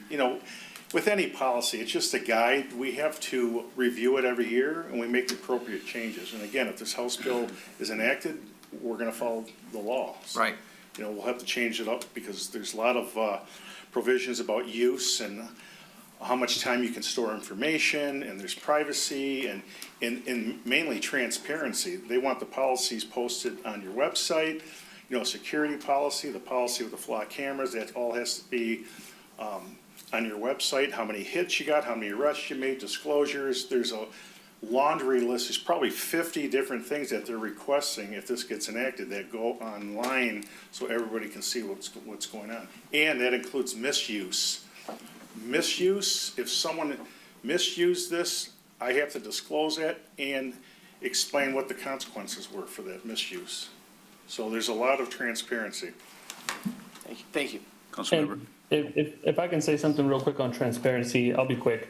We actually have a transparency portal that we can help the chief build as well, that the public is able to access, to where, one, the chief can actually demonstrate and speak to the successes that he is having with the cameras on whether it's stolen vehicles, missing people, anything of that sort. But more importantly is also he can have his policy LPR visible on that site, and also show the public who he is sharing data access to. So at any time, that transparency portal can be built. It's something that we help do at no cost. It's already included, and the public can log in and see everybody that Rochester PD is sharing data with, or no one. It just depends on how the policy wants to be written. And we can also say violent crimes, period. Anything civil in nature. If somebody wants to know someone's name, if they came through town, or their plate rather, just for immigration, the answer is no, if it's against our policy. I want this tool mainly for violent crimes, missing people. That's it. That's all I want it for. People are coming through your town that are wanted. I'm not saying, and here's another thing too, just because the officer has an alert on their plate that that vehicle is stolen, you just don't stop the vehicle. There's checks and balances. You have to call dispatch first and verify that plate in front of you. And if they say the plate's not wanted, and it happens, you don't stop the vehicle. You know, you can't just stop the vehicle based on what a camera's telling you. Again, you have to go through your dispatch. They have all the tools for that. Councilmember Trent. Yes, thank you for this presentation. Obviously, this is an amazingly powerful tool, and I have the question of, though, that because it's on the cloud, how can it not ever be accessible by anyone in your organization? It's hard to wrap my mind around that, because hackers can get into anything, and I know you've got safeguards, but within your organization, what type of safeguards do you have that we know you're protecting our data, even though you say it? I don't really see it, and I have to trust it. And it's lucrative to sell data, and I did read, and then maybe that flock has stopped because it's a new technology, and that's what we're looking at, something new. That's why state of Michigan's looking at this, bipartisan, really, and I know you guys must be account executives knowing that this is a First Amendment right, is a right to privacy. I think it's a First Amendment. Oh, sorry. Fourth. It's the Fourth Amendment right. Gotta get the Fourth Amendment right. It's a right to privacy. And there are more innocent people than there are criminals, and especially in our town. So what we're talking about is the innocent people. I haven't had problems with criminality, and that's why I live here, and I really love our police department using the data we have. Now, that's the question is, how do we know when here we are in this sweet little town, and the amount of surveillance that you just showed is absolutely mind-boggling, and my hat is off to Flock, but it is scary. I have to say, it is frightening technology. So my question is, how do we know it's protected data? I started with a question. I'm sorry. I went on my platform or what, a podium. However, it is a concern, and that is, I don't know. And I don't even know what you can tell me to make me feel like this is protected data. We've got an administrative role over here. I work with I build websites. I go into the back end of my website and I take off administrative roles. Some people forget to take people off from 10 years ago from administrative roles. it's not that big of a protection in my world. Maybe it is in yours. Yeah, and fair question. So, we, as Augustine mentioned, from security protocols, right, and in addition to everything that Amazon Glove Cloud provides, right, around hardening of their infrastructure and their environments, which are used by, the government, right, it's used by other law enforcement entities and probably companies that have the strictest security measures, right? So, besides that, the data's encrypted as it moves and when it's at rest. The access to the Flock system requires multi-factor authentication, so two-factor when you log in and you get a passcode right on a device to ensure that those who are logging in aren't, even if you're using a weaker password, right? There's a fail-safe there with multi-factor authentication, and then it is relying on the police department to ensure that access and the users, and we will support that and help with it, but the users who are having access are still folks that, as we share that list with Chief, right? So he can do his audits and make sure they're the only ones who should have access, and we don't have old users on there who've since moved on. Okay. And also, Councilwoman, to speak on behalf from Flock side, for example, me, I don't have access to the police department data. I only have access to the demo environment and just whoever is the police department that I'm talking to for the prospect, so to say, in this situation. The only team that does have access to your data is your customer support rep whenever you come on board and also, join Flock. So those would be the only people that have access to the data company-wide. Another thing is we have various systems in place for us to re-verify our login, where one login isn't sufficient. There's multi-factor authentications that we have to do from our cell phone to our computer to be able to even access, our programs on our side for our computer. I have one more question. What do you think about the websites that are popping up, like deflockme.org, I believe, that are identifying all of the cameras everywhere? I mean, I'm not a criminal, but if I was going to be one, I would take the side streets or something to kind of get around these cameras. I just thought, I mean, they're just going to know. And so there's that. What do you think about that? And is there going to be a technology that can kind of do something to the license plate with your reader so you can't read it? I mean, can you paint it with something? I mean, is there somebody producing like a cottage industry and after their license plate's going to be scrambled? Is there any thought about that? Do you guys, this is like opposition research, right? Sure, yes. I just wondered. So, I think the key thing with technology, with any license plate reader, whether it be Flock or a different vendor, is that the license plate has to be visible. But in Flock's case too, one of the things we help with is if you don't have a good license plate read, you can leverage the car description. So there's that fallback. In regards to the network and criminals getting savvier, right, and finding their way around Flock cameras, I think that sort of, in our mind, I think, proves out that the technology is effective. And what we've seen community over community is that once Flock is in place and you start having good solves and crime is going down, right, it's because it's a deterrent. So the crime is going to go elsewhere. Unfortunately, largely it goes to communities that don't have, the type of technology. So we do see, the criminals are becoming aware of Flock, obviously, and they are becoming savvy and finding other ways around to navigate around. But largely, it's also a deterrent that pushes them out of those communities. Okay, thank you. Chief. Yes, I'm sorry, Chief, were you done? I'm sorry. I'm sorry. Where are we? I'm sorry. I was just going to say, there's another person you were waiting to come in. Did he want to speak, Chief? Oh, Carrie's here? I'm sorry, was your name John? Yes, it was Joe. Yeah. Were you finished? I'm sorry. I'm sorry. Kerry McCormick from our team is also on. He's from our external affairs. Yeah, if he had a few words of wisdom. Yeah, no, I really appreciate everyone's time this evening. Apologies for being late here. but just wanted to join and be available for any questions that the group may have, the council may have. Is there any other questions we need to ask? Councilmember Trent. Just one last one. I mean, you're saying that criminals will go elsewhere.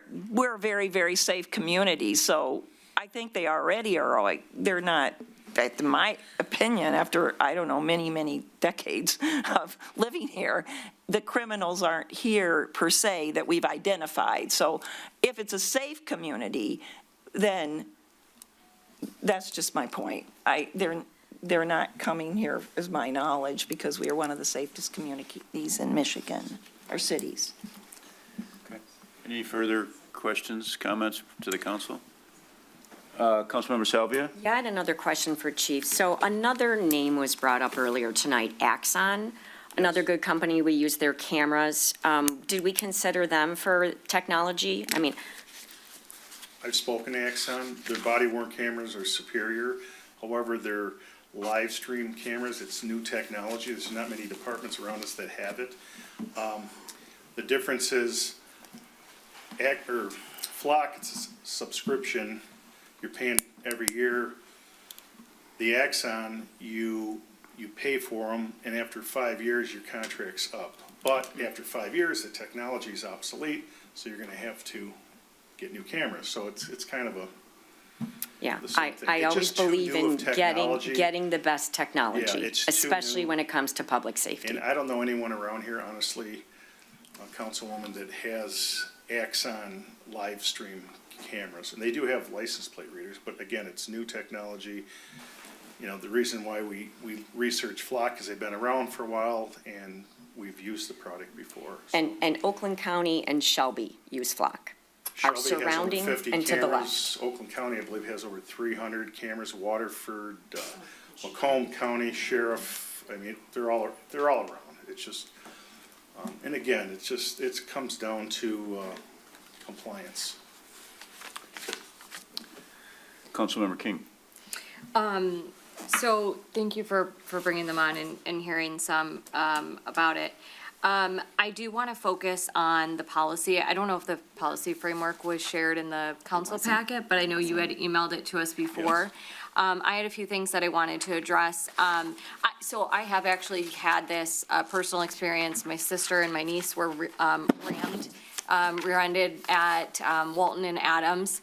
The pickup truck pushed them off as they went through the intersection, pushed them off into the ditch by OU, and then proceeded to cut through the OU campus. Thanks to cameras like this, the person was found and convicted. So that was good.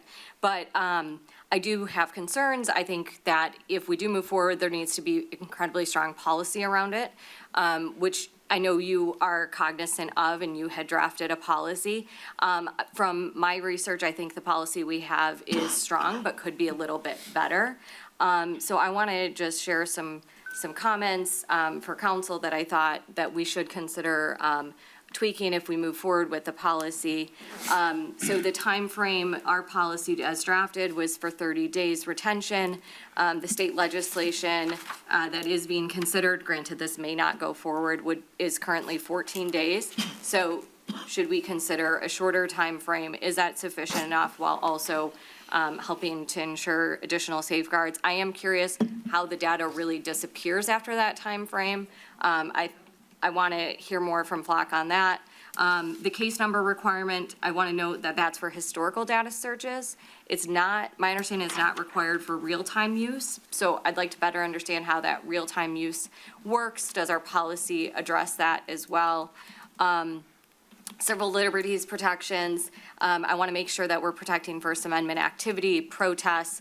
I want to make sure our policy specifically prohibits use for monitoring of protests and other similar activities, religious uses, things like that, and that we're tied to legitimate law enforcement purposes. You know, you did include that the detectives need a case number. It's going to be limited to the 2 detectives. That is good. Data sharing, our policy did not clearly define limits on federal agency access, broader data sharing networks, or vendors' use of data. So I want to make sure that we address those things. And then from two more things, transparency and public reporting. The policy, I don't believe currently had any sort of public reporting or transparency provisions. I want that to be addressed. And then also from audit and oversight, I think there were annual audits. I want to make sure that, we're comfortable with that. Maybe it's more frequent than that, especially at the onset. I want to make sure that there is a call out for council review or discussion, just making sure that, we have that level of accountability and transparency, I think are really critical pieces. So I think what we have is a good start, but I think it needs some additional work as well. Yeah, those are all great concerns. They're all legitimate. A lot of the things that were not required, like for instance, putting the policy online, were not required. However, this new House bill, and you know me, how transparent, actually I think I go overboard sometimes. I have nothing to hide, Again, we have this equipment, let's use it properly. I don't want to violate anyone's rights. I just want to solve crimes, that's it. And if you want it online, if they tell us, even if they don't tell us to put online, I will put it online. We have to do a general policy and a security policy, that will be online. I will put stats, you know how I am with stats. I love putting stats online. I'll show you if this is working or not. Now let's say after two years it doesn't work. We're not getting the bang for the dollar. We cancel. That's the nice part about it. We cancel the subscription, move on. There'd probably be more, a new technology out by then at that time anyways. True. There you go. Further questions before we start our discussion? All right, thank you, Chief. Okay, so on the agenda, Is there a possibility that I could talk before you do that? I should have talked earlier and I didn't. Is it too late? Ms. Shepherd, you can come up. Yeah, special exemption. Special exemption for you. Small town special. How could I say no? You can't say, you just say yes whenever you. Welcome, Ms. Shepherd. Well, one thing that I'm really concerned about, and I've been concerned for a long time lately, our DDA is doing such a wonderful job of attracting people to the city. And it also puts a bullseye on our city too. And so I think we need to have something to help us when we have all these people that come into the city. I mean, it's just really, we don't go anymore because I'm afraid. But I'm also in my mid-80s, so I'm afraid of everything. But I also am concerned about people who are older and starting into dementia and wandering. And I think that's an important thing that we need to do for the city too, is for the people that are missing, people that are wandering. And that's all I have to say, but I just wanted you to know my opinion. Thank you. That's not what Flock does, by the way. They don't really help with that. Okay. But they weren't monitoring people. All right, thank you, Chief. So we have on our agenda is a consideration of request for approval for the purchase of 4 Flock. Now, you changed that?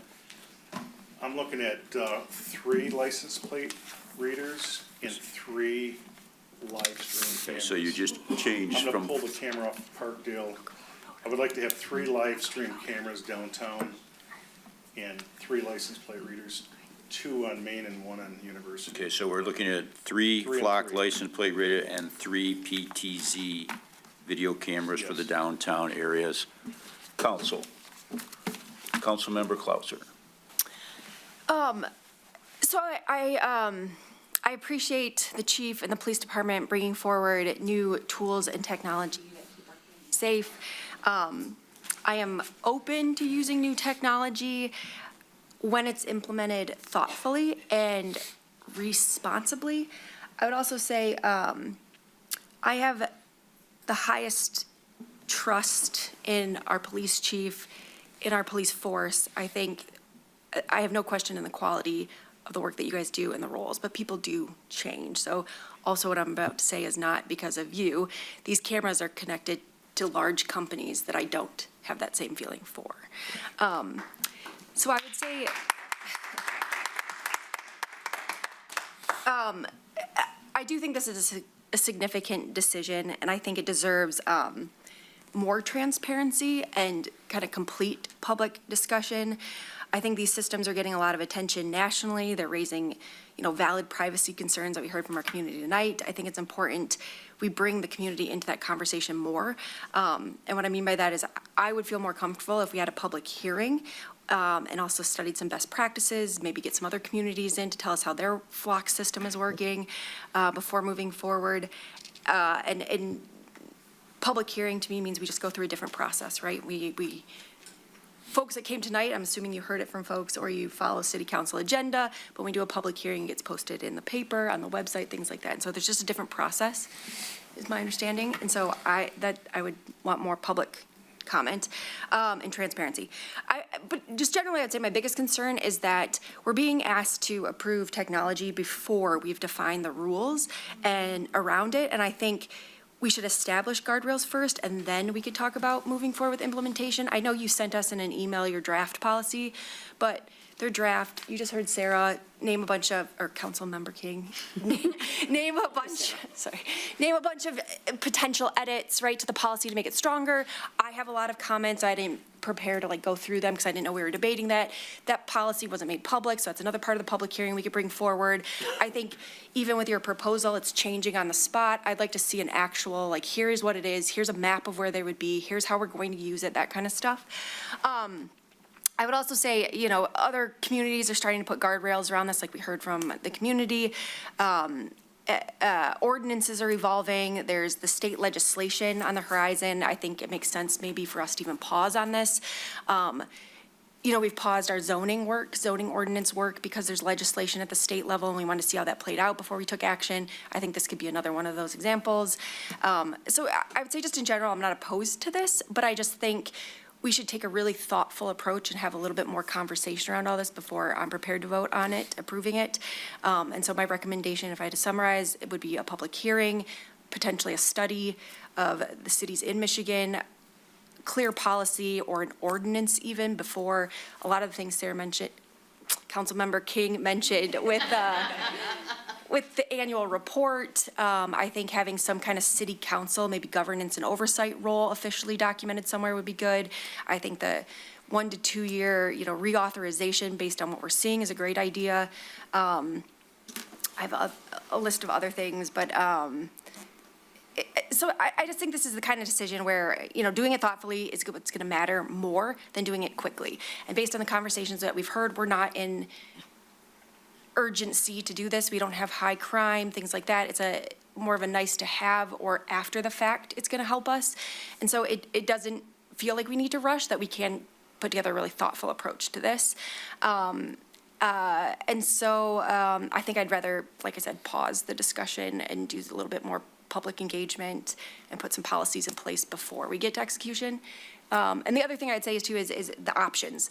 This is the only thing that's been put in front of us. And I know we mentioned one company tonight. I think there are other companies. And then we also talked about how we could potentially have our own live streaming cameras or something like that. But those options have never been shared. So if we could have some kind of comparison, that would be great too, in my opinion. Councilmember King. So very well said. I see, Mrs. Shepherd over here, I do share some of the concerns. We are, we have fantastic events going on in our city. I share your concerns around safety. I think there's a difference between the license plate reader cameras and the other live cameras for the events. I would hate for an instance to happen and we're, at risk and our police doesn't have the resources needed to help them in those situations. So I understand it and I think it's fantastic that there's new technologies out there. But I have concerns around the policy drafting. I think that needs to be firmed up and in place, and we need to be confident with that before we move forward. And I think the public hearing, the transparency piece of that is really important. So that would be where I stand on it. Councilmember Salvia. We might as well just go down the line, right? So I work for Bank of America Merrill Lynch, and there's one area in the company that has an unlimited budget. It's cybersecurity. It's not because your money isn't safe at Bank of America Merrill Lynch. It's because we do everything we can to keep bad actors away from your money. And that's how I feel about Rochester. Rochester is safe. It's wonderful. That's why we all love to live here. We talked about it in the library report. People go to the library because they feel safe. It was one of their first things. So this really is a priority to me, public safety. I feel badly that the public didn't have the opportunity to even see this draft policy, because really it comes down to two things: use of the technology and then the policy. And all of my thoughts and questions are around the policy. And I echo all of the things that you said. But my question is, we have this clock in front of us. What is the process to go through Oakland County? Do we have to have a purchase order to purchase? They probably don't care about our policy, but we do. So can we start the clock and then say they can't be installed until we approve the policy? What would that path forward look like? It takes approximately 8 months to get the proper permits. We start paying once the first camera's activated. So, So we have we'll to activate a camera before we can get a permit? before we get charged, they can start permitting tomorrow. If council approves this, we can start permitting tomorrow. We have 8 months. There's 8 months to work out a policy before we start paying. There's a delay with MDOT, that's the problem. MDOT's the problem. So what does MDOT need to approve this? To put the camera on their pole. So a physical camera has to Yes. be on a pole Yes, and active? correct. And it takes, if you approve tonight, yes, they start permitting tomorrow. We don't pay anything for And- 8 months. But would it My, take, my issue is I have, and even a compromise, and I get it, there's a lot of questions with the license plate readers, great questions. Compromise, at least, prove me the live feed cameras so I can have them for Lanyap and a Christmas parade. That's all I'm asking. We can wait for the House bill if it gets enacted, then we can start going strong with the policy, that's the direction you wanna go. But I'm asking at least the live scan, or the live feed cameras. I can't tell you how vital they are to the safety of the people. The events are getting too big, and there's too many people down there, and I need cameras. Okay, and then the last comment. I was just Go gonna ahead. say, so it takes would we have 8 months to get the policy together before we start? We can get the policy, I'll Well, right, but our city attorney and. it's not starting for 8 months, is what you're saying? Yes, I mean, what I'm saying is, if you're against the license plate readers, and the way Does it take, it takes 8 months for both, because we still have to put cameras on okay, MDOT poles. so in theory, you would have 8 months to 8 get the months. policy together? 8 months. But at least, if you approve it, at least the live feed cameras, they can start permitting tomorrow, applying for permits. The clock starts the 8 months. The license plate readers, if we get them in a year or two, I'm okay with that. I'm asking for at least a compromise in getting the live stream cameras down there, because we need them.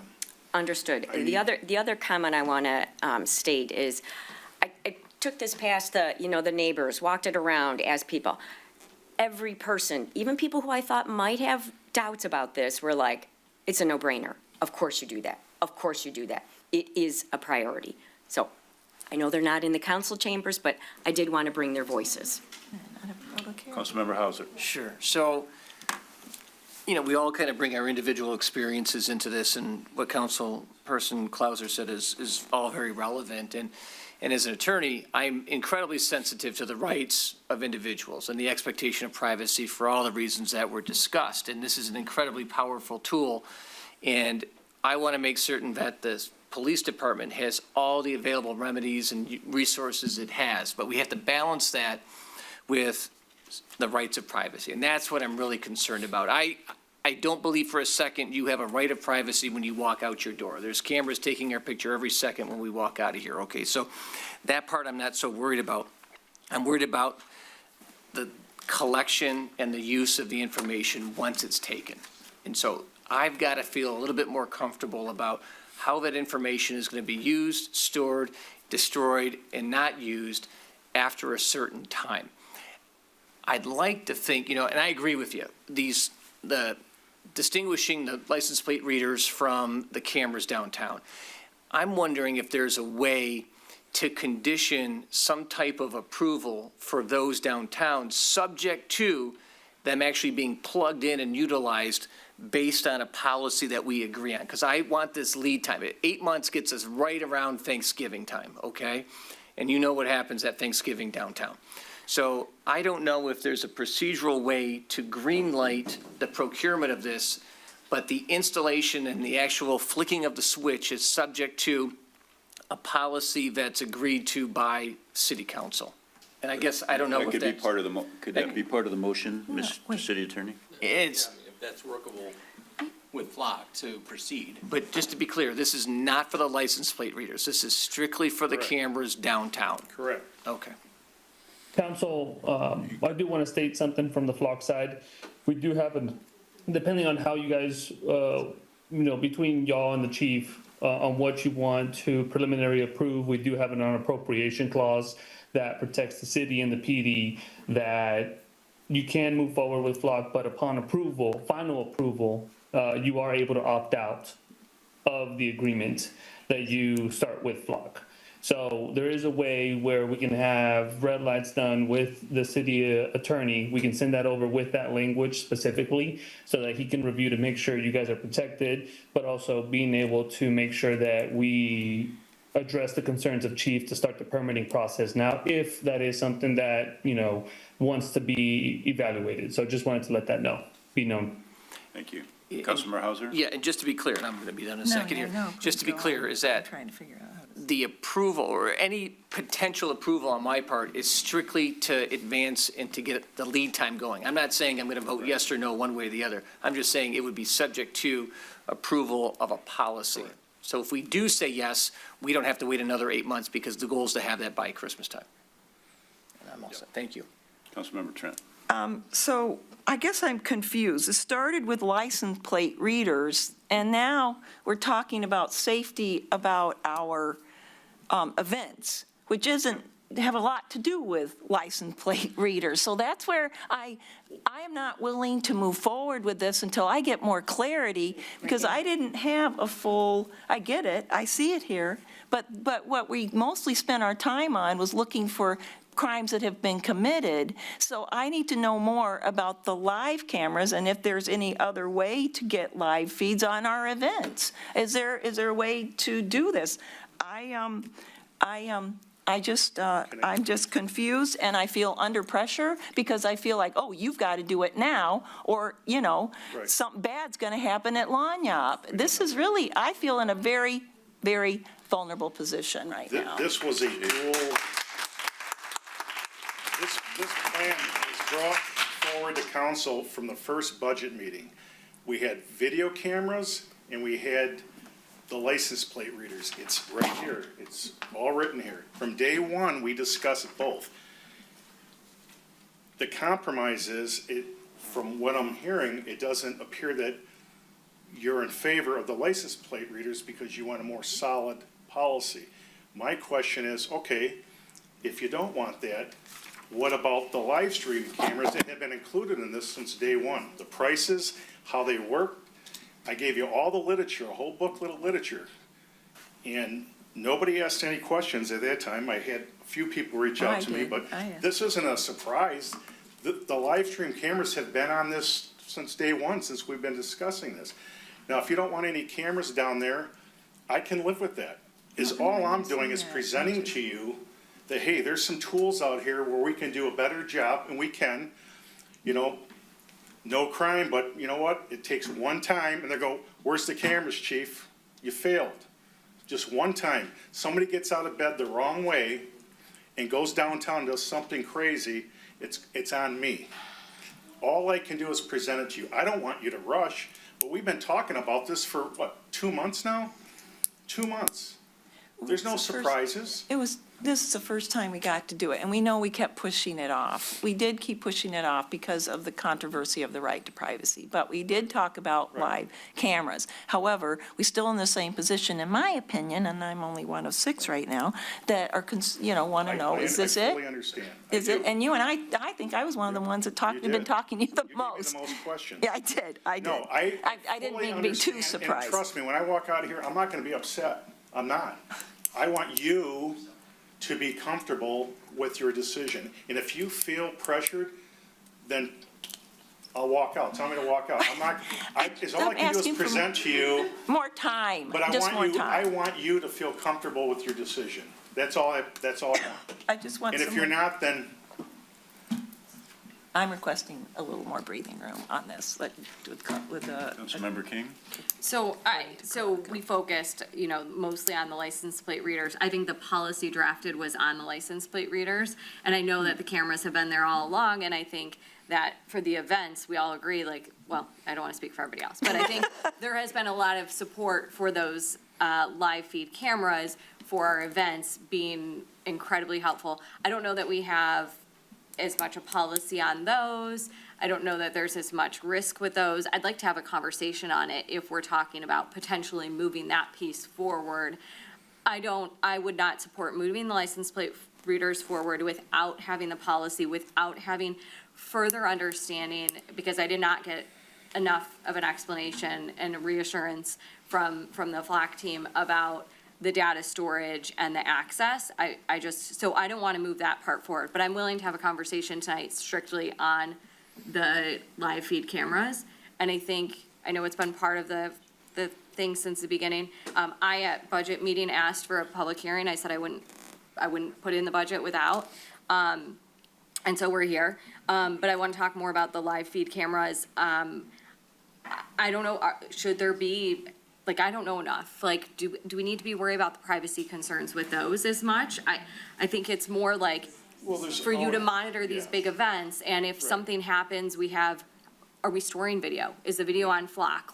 We haven't gone through that as well. Right. Obviously, there would be a policy. It's less intrusive, because when people hear license plate reader, all of a sudden, I'm being tracked. It's different with the cameras. The cameras downtown are just gonna tell a story if something happens. We have 2 dispatchers, 1 dispatcher, sometimes 2, special events we have 2. We have so many monitors in our dispatch. You've been in our dispatch area. I have. They're not gonna sit there and watch the camera all day. And it's nice too for road conditions. We have a lot of accidents at University and Main Street. That's the most accidents occur. It would be nice to have a camera, just if we have no witness, to tell the story, hey, what happened in this accident, The DPW, we can report to them road conditions, if they need salt on the roads. I just think the cameras downtown are just less intrusive. But again, I think the word license plate reader it scares people, and I get it, I do. I fully understand. That's all I'm asking for is surveillance cameras down there. We'll use them mainly for the events, and especially if we talk social district, that's a different thing. I want to have the best security down there in case something happens. That's all I'm asking. And again, yes, we will draft a policy for the use of those cameras and retention of information and things like that. But I just think you're not really comparing them both. It's not apples to apples, when you're comparing the license plate readers versus the regular cameras, so. Councilmember Clauser? Yeah, I was just going to say, whether it's the license plate readers or the live camera stream, all the things I said before still apply. I don't feel comfortable moving forward without public engagement. I would want to know more information. We definitely need clear policies. If the policy, I thought it covered both, but if it only covers the license plate readers, then I definitely think we need to see a policy for the live streaming. And I also think we should be considering an ordinance too for city council to put in. To me, it's not what the cameras are doing, it's the company you're attached to and the trust issues there and the data security and things like that, whether it's the live streaming data or the license plate reader.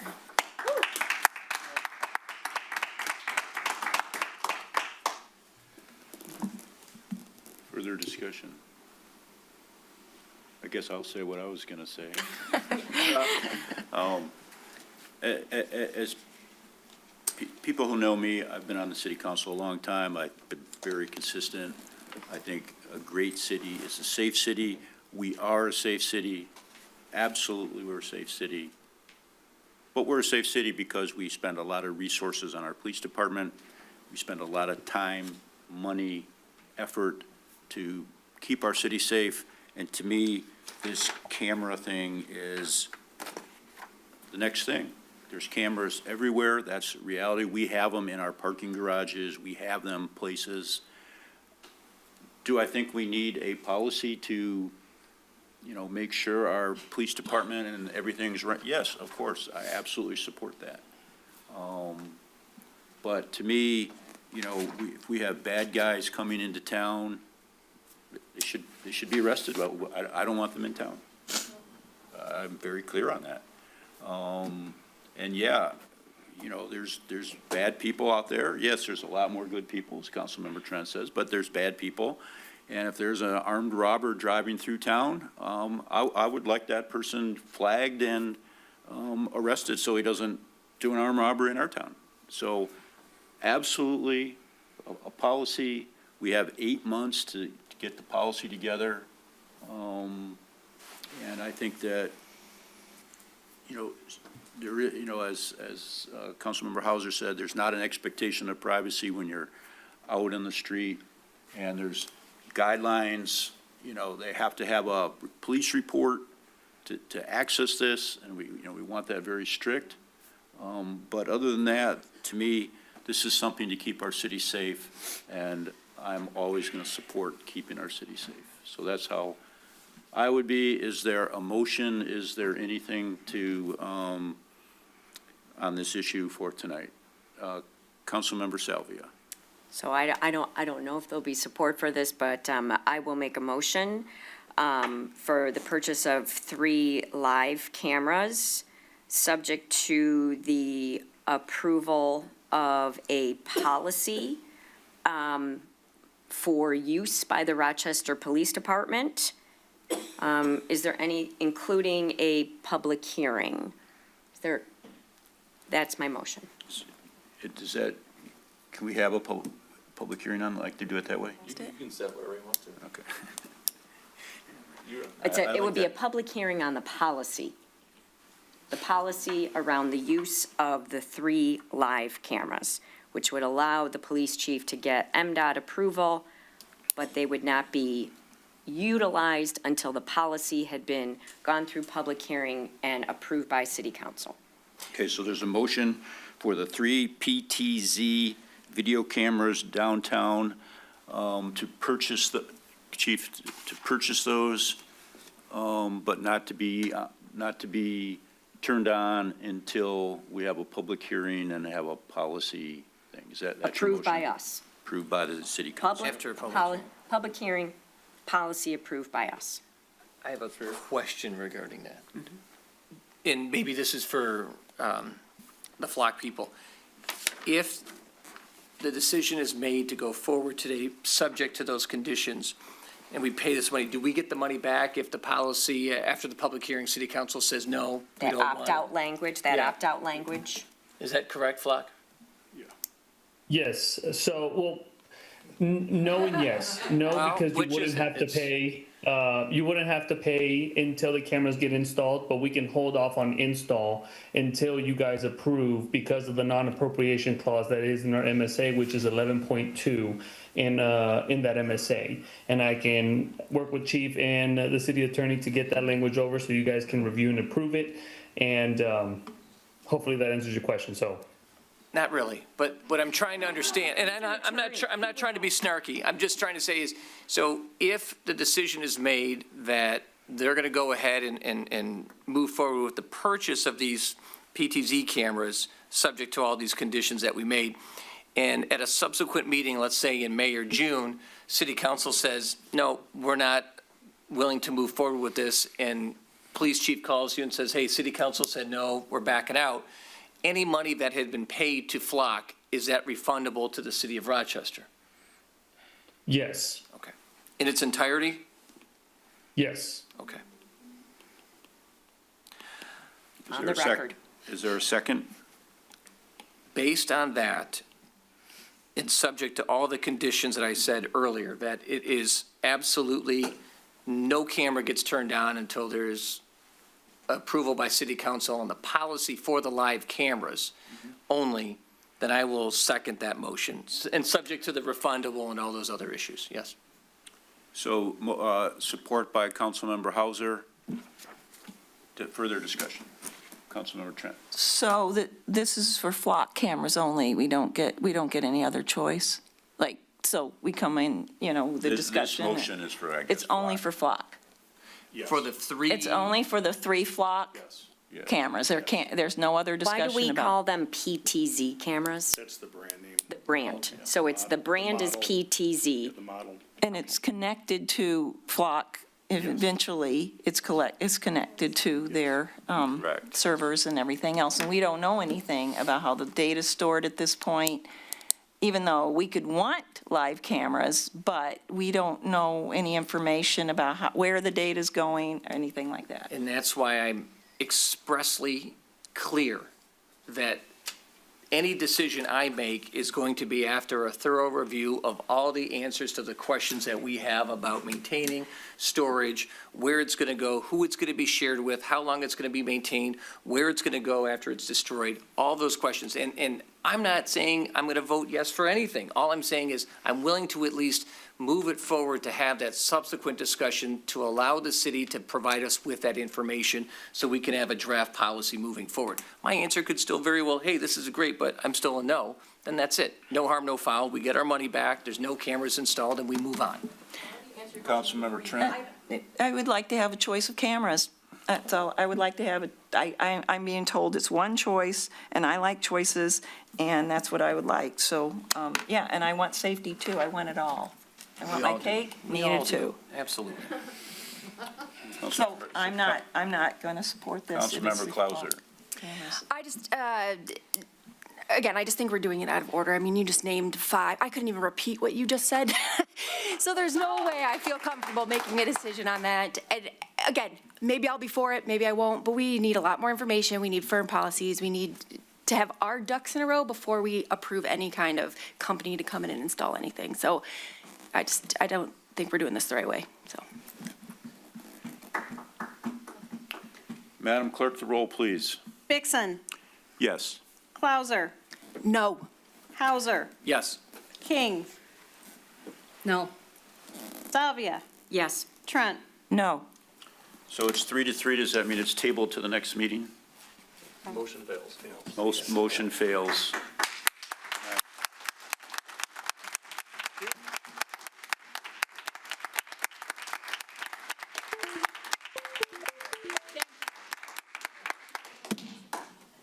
Okay. Okay. Onward. Thanks, Chief. Next. Thank you. Onward and upward.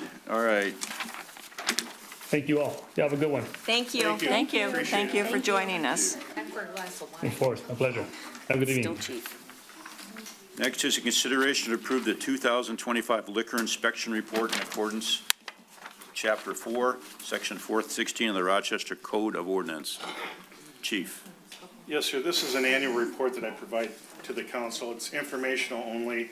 What I'm supposed to do under that chapter and section is basically inspect all our Class C on-premise licenses. The Class C license is basically an establishment where they serve beer, wine, mixed spirits, and spirits. We do a compliance check to make sure the exterior of the building is clean. There's, no issues, no risks. The inside is typically inspected once per year by our fire department. They do very thorough inspections. We want to make sure that they have the proper license displayed and the proper permits that are attached to that businesses. We review all the police calls to each establishment, and the ones that are pertinent, that may be a safety type call or something like that, I would list in the report. We have, I believe it's 26 Class C establishments, and you can see in the report from all 26 establishments, I gotta hand it to them. They do a great job keeping in order. There's a few businesses, at the end here, there's 2 that have to have re-inspections from the fire department. They're just minor things, nothing major. There's no health and safety things involved. And there's a few businesses, it seems like a couple of them are the same businesses that owe winter taxes and special assessment taxes. One of the businesses on here, there's a $10,000 tax that was paid last week. So the reason this is brought to council is you, as a council, have the right to, let's say someone's not paying their taxes or keeping up their building, or we have numerous police runs there, you have the right to file a motion with the Michigan Liquor Control Commission saying, hey, your license, usually the annual license renewal is in April. You can submit a letter to them and give your 2 cents, say, hey, we recommend that you don't renew their license. I don't know if we want to go there. Typically, these businesses that owe taxes in 25, it's the same ones in 24, but they all paid. Some people, and here's another thing too, some people, they run the establishment, but they don't own the building. So it's one of those things, getting a hold of the building owner to pay these taxes. It's frustrating because the management wants to pay the taxes, but the building owner likes to delay it.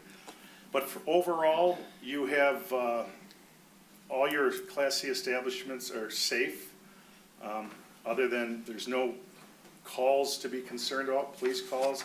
Other your typical, once in a while we get a typical fight in a bar, that's typical, but nothing violent. There's no violent crimes, and actually a lot of the calls for service went down compared to 2024. So other than the 2 businesses that have some compliance checks through the fire department, and 6 that owe back taxes, a couple of them are significant, some are just a few dollars, that's it.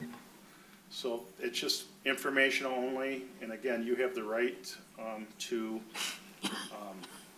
contact the Liquor Control Commission and threaten not to renew their license. Any comments, Councilmember Trent? So what you're saying is if somebody is behind on paying for their, They're delinquent, so Yeah. when we have delinquent taxes in town, that goes to the county level. And now they have to pay the county and the special assessment tax, like personal property tax, or you may have a principal shopping district tax. They can pay the city, they can come down to the city and pay for that. But the only other option here is we have somebody in the city write these business owners a letter saying, hey, report was done. Based on the report, this is what you owe. And failure to pay your taxes on time may result in you renewing your liquor license. So You that's- have the authority to do that. so we do, or do we have to do the cities, we tell the, We can ask the, the liquor control license to pull Yes. their Yes, liquor because you're the ones license. that vote for it, and you have the I authority see. to do that. Well, But I'm looking at we, somebody as that, administrators, we can notify the businesses on our level and give them a heads up. And I will guarantee if they get a letter, they're gonna start paying, because April's around the corner. so would we So want to Chief, say something? I understand the official route where we report them to the local Liquor Control Board. Yes. But are you saying there's also maybe an intermediate step that council could direct administration or Yes. the police chief Yes. to send a letter Yes. to, That's what I would perhaps, recommend. perhaps you've overlooked it, but you are behind on your taxes and your special Yes. assessment? Exactly. We don't wanna take someone's liquor license away. No, We have great no, businesses that's very in town. egregious. But some people, it's just in We their call it nature. the They nudge. forget, they delay.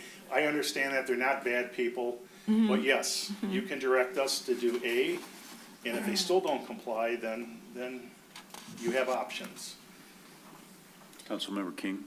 Were you saying that the outstanding taxes, are those from the businesses themselves, or some might be from the property owners? Some are from the owner, and some are from whoever's managing the company that owns property, like furniture, machinery, and things like that. So it's kind of twofold. Yeah, it's the personal property would be the business. We've called 3 of them already. They didn't know their landlord didn't pay the taxes. They'll get them taken care of. Yeah. Personal property, again, okay, sorry, I didn't know that. So we've never stopped this before on taxes because we've always got compliance. And what if the landlord is the one that's not paying? Then those 2 have a problem between, because we would take it out on the unfortunate liquor license holders.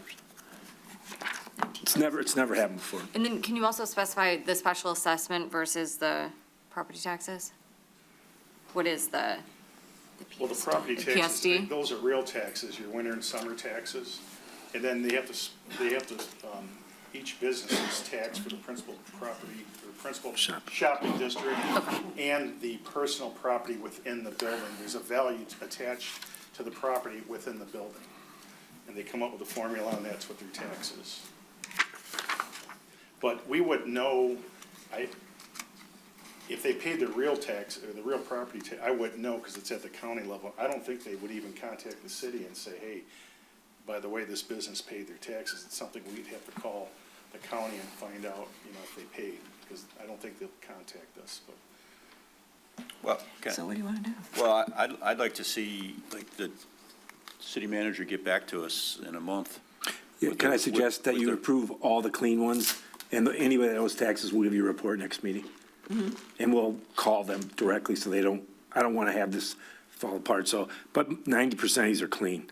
Most of them are personal property, we can contact them. So we're just approving the report?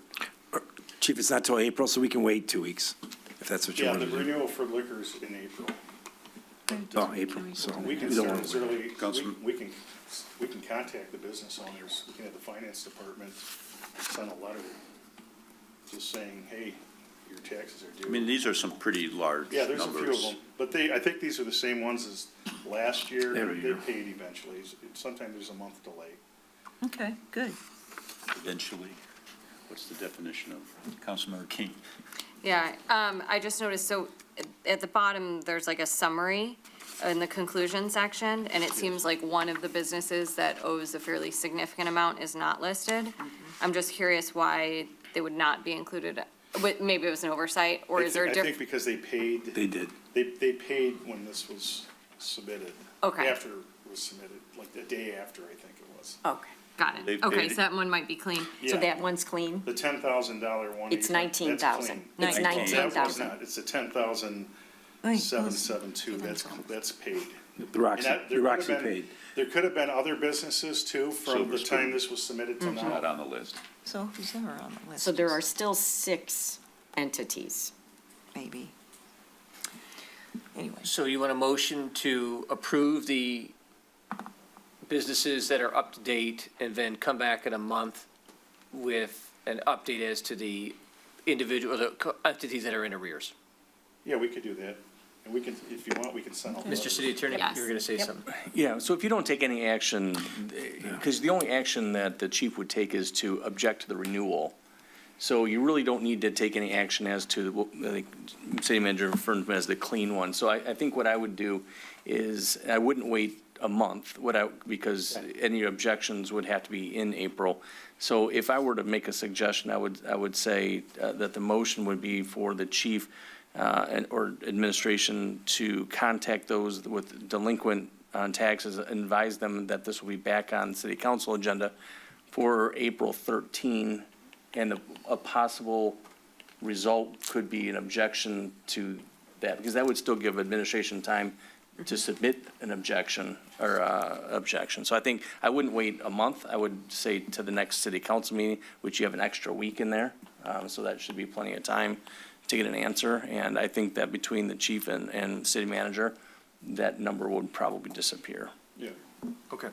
So to that end, I'll make a motion to ask the chief or the city administration to contact those businesses that are delinquent in their taxes and update us at the next city council meeting. And that conversation that you have with those delinquent businesses should be to gently remind them that this issue will be back on the table at 4/13, where a possible sanction would be you lose your liquor license. And that has, before the second, that has been done by city council in the past with some larger, Rojo was one of them that I recall, and they ended up even getting to payment plans.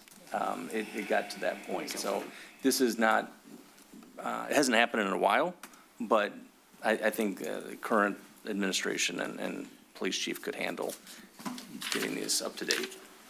A motion by Councilmember Hauser. Is there support? Support. Support by Councilmember King. Madam Clerk, the roll, please. Vixen. Yes. Clauser, Yes. Hauser, Yes. King, Yes. Salvia, Yes. Trent. Yes. Thank you, Chief. Next is a consideration to approve the purchase of a valve machine in the amount of $26,750 for the Water Department. That sounds non-controversial. Yeah. Yes, I should be short and sweet. So yes, this evening, Public Works Department is looking to upgrade our valve turner machine. Kind of sent you a couple photos, a snippet of kind of what it does, but essentially it's our machine that goes through the entire water system. Not to bore you, but opens and closes the valves on an annual basis. So we currently have the spin doctor right now, almost going on 10 years, and everything I'm getting back from the guys is just great success with it. It's just getting time to where it does need to be replaced. We did budget for it in last year's budget of $26,000. So this did come in from Lewis Equipment, an amount of $26,750. So we're looking for authorization to be able to replace this piece of equipment. Councilmember Clauser. So just you only need approval for 750? The 26 is already. Anything over 19,000 has to come to you, so. But we did budget for the 26,000. Yeah, they did, in the. It's for the whole 26. Yeah. Oh, but we haven't approved the budget. Is that what we're saying? No, Got you it. have to come and ask for the. They still have to ask, even if when we approve the budget, Still gotta come. everything comes before us, Over 19,000. over 19,000. Oh, even, okay. Thank you. Yep. Motion by Councilmember Trent. Does somebody make a motion? Sure, I'll make a motion to approve the purchase of the Spin Doctor Boom 800 from Lewis Equipment for the amount of $26,750, and it's in the budget. Motion by Councilmember Salvia, support by Councilmember Trent. It's a Madam Clerk, the spin roll. doctor. Madam Clerk, the roll, please. Vixen, Yes. Clauser, Yes. Hauser, Yes. King, Yes. Salvia, Yes. Trent. Yes. Thank you. Thank Yeah. you. Thank you. Next is a request from the Downtown Development Authority to close Water Street between 2nd and 3rd on Saturdays, May through October, for the farmers market. Also non-controversial, You think. I think. I hope. Wait, it's only 9:30. Good evening, Council. So, this was discussed at the DDA board meeting last week, and I may have, so I apologize if few people have heard of this, Jessica. But last year, as you know, we really hoped that the grant would have been completed for this upcoming market season, and so having the luxury of using the upper parking deck gave us more space available. So Taylor did a great job of recruiting more businesses so we'd be able to fill the grant. Unfortunately, the grant is just starting tomorrow, shovel in the ground, very excited. And we had to take up 9 spaces in the, clap for that. Yeah. Thank you. And we have to take 9 spaces in the lot on the south end for safety, just for, they're using equipment, all those kinds of things. But now we have all these great vendors and I don't have enough space for them. So what we are requesting is if council would consider allowing us to close Water Street from 2nd to 3rd on Saturdays. If we don't have a completely full market like later in the season, we won't close Water. It's for the weeks and months that we know, especially when full produce is in, that we need extra overflow, that we'd be able to close Water Street. We've talked to the fire chief, he's comfortable with us closing there because the trucks go out on the north side and the south side, they don't come over on our side. And the parking lot would still be accessible from 2nd Street, where they park right there and then park along the south side of the building. When we talked about closing, if we would want to leave the south entrance open, we feel like people would turn onto Water Street from 2nd, turning right, and then realize it's closed and get stuck. So it's just easier if we just close it so they just go straight. So that is our request tonight. Councilmember King. Just curious, why there and why closing the road versus doing it in the parking garage? So we had a lot of feedback from both the vendors and the businesses. Businesses up there didn't love it, to be perfectly honest. They're used to having that available to them, whereas where we are, it has as least impact on the downtown businesses, because most people, other than using it as a free parking lot, it doesn't preclude people from getting into their businesses where they felt it was challenging. The flip side of that, the way that, if everybody can picture the east parking platform, it has a high beam so that it's to avoid large axle trucks from going onto the deck because it's a weight restriction. But unfortunately, a lot of our farmers have those large trucks, including our food trucks, so we weren't able to accommodate some people inside the lot. People had to hand carry things and hand cart, and we had several businesses, farmers tell us that if we continued there, that they would not come back this season, including a vendor that's been with us for 27 years. Thank you. Yes, so it wasn't an easy decision to make, but that's where we are. Councilmember Salvia. This is probably a question for the chief of police, and I don't see him here. Is he out in the hallway? Maybe you know, Christy? Okay, George, I may need you. I just want to know how we're going to close the street. You know, in the past, I think we've just used the orange things. This day and age, I really think we need the barricades. So Chief George, I'm just wondering if we close water, would we have access to the barricades, like the real safe barricades that you can't drive a vehicle through? So just to start, I don't think archers are a good choice. Yeah, they are. They are not, because they're expensive and they're crazy. So hang on for 1 second. So we're talking about closing Water Street for overflow farmers market vendors from 2nd to 3rd. But Councilmember Salvia's question is, would we have the serious barricades like we use at Lanyap? And I said the archers, I don't think are the appropriate product. The archer barriers are very limited. They belong to other communities like Royal Oak, Troy, and they have to be available. And they want at least 30 days notice. Like for our Christmas parade, we're fortunate that, we had them, but next Christmas, we might not have that opportunity. Well, then maybe we need to get some. Well, I think the last price was over 200,000 for 8 of them. Jesus. We can do other Camera's a lot cheaper. What else can we do? What else can we do? What else can we do? Honestly, the best way we can do is we'd put the triple barricades there, road closed, and we'd have to utilize vehicles. We can park the vehicles across the road. We can do that. Okay, thank you. We need something other than the orange things in this world. A dump truck, oh yeah, absolutely. That's the safest way to do it. I mean, the archer barriers is the best way, but there's zero guarantees. Of course. And you would have to call in the DPW, because it's a 3-person job to do. They have to go pick them up, and they weigh a ton. But we can put vehicles across the road. That would help you out.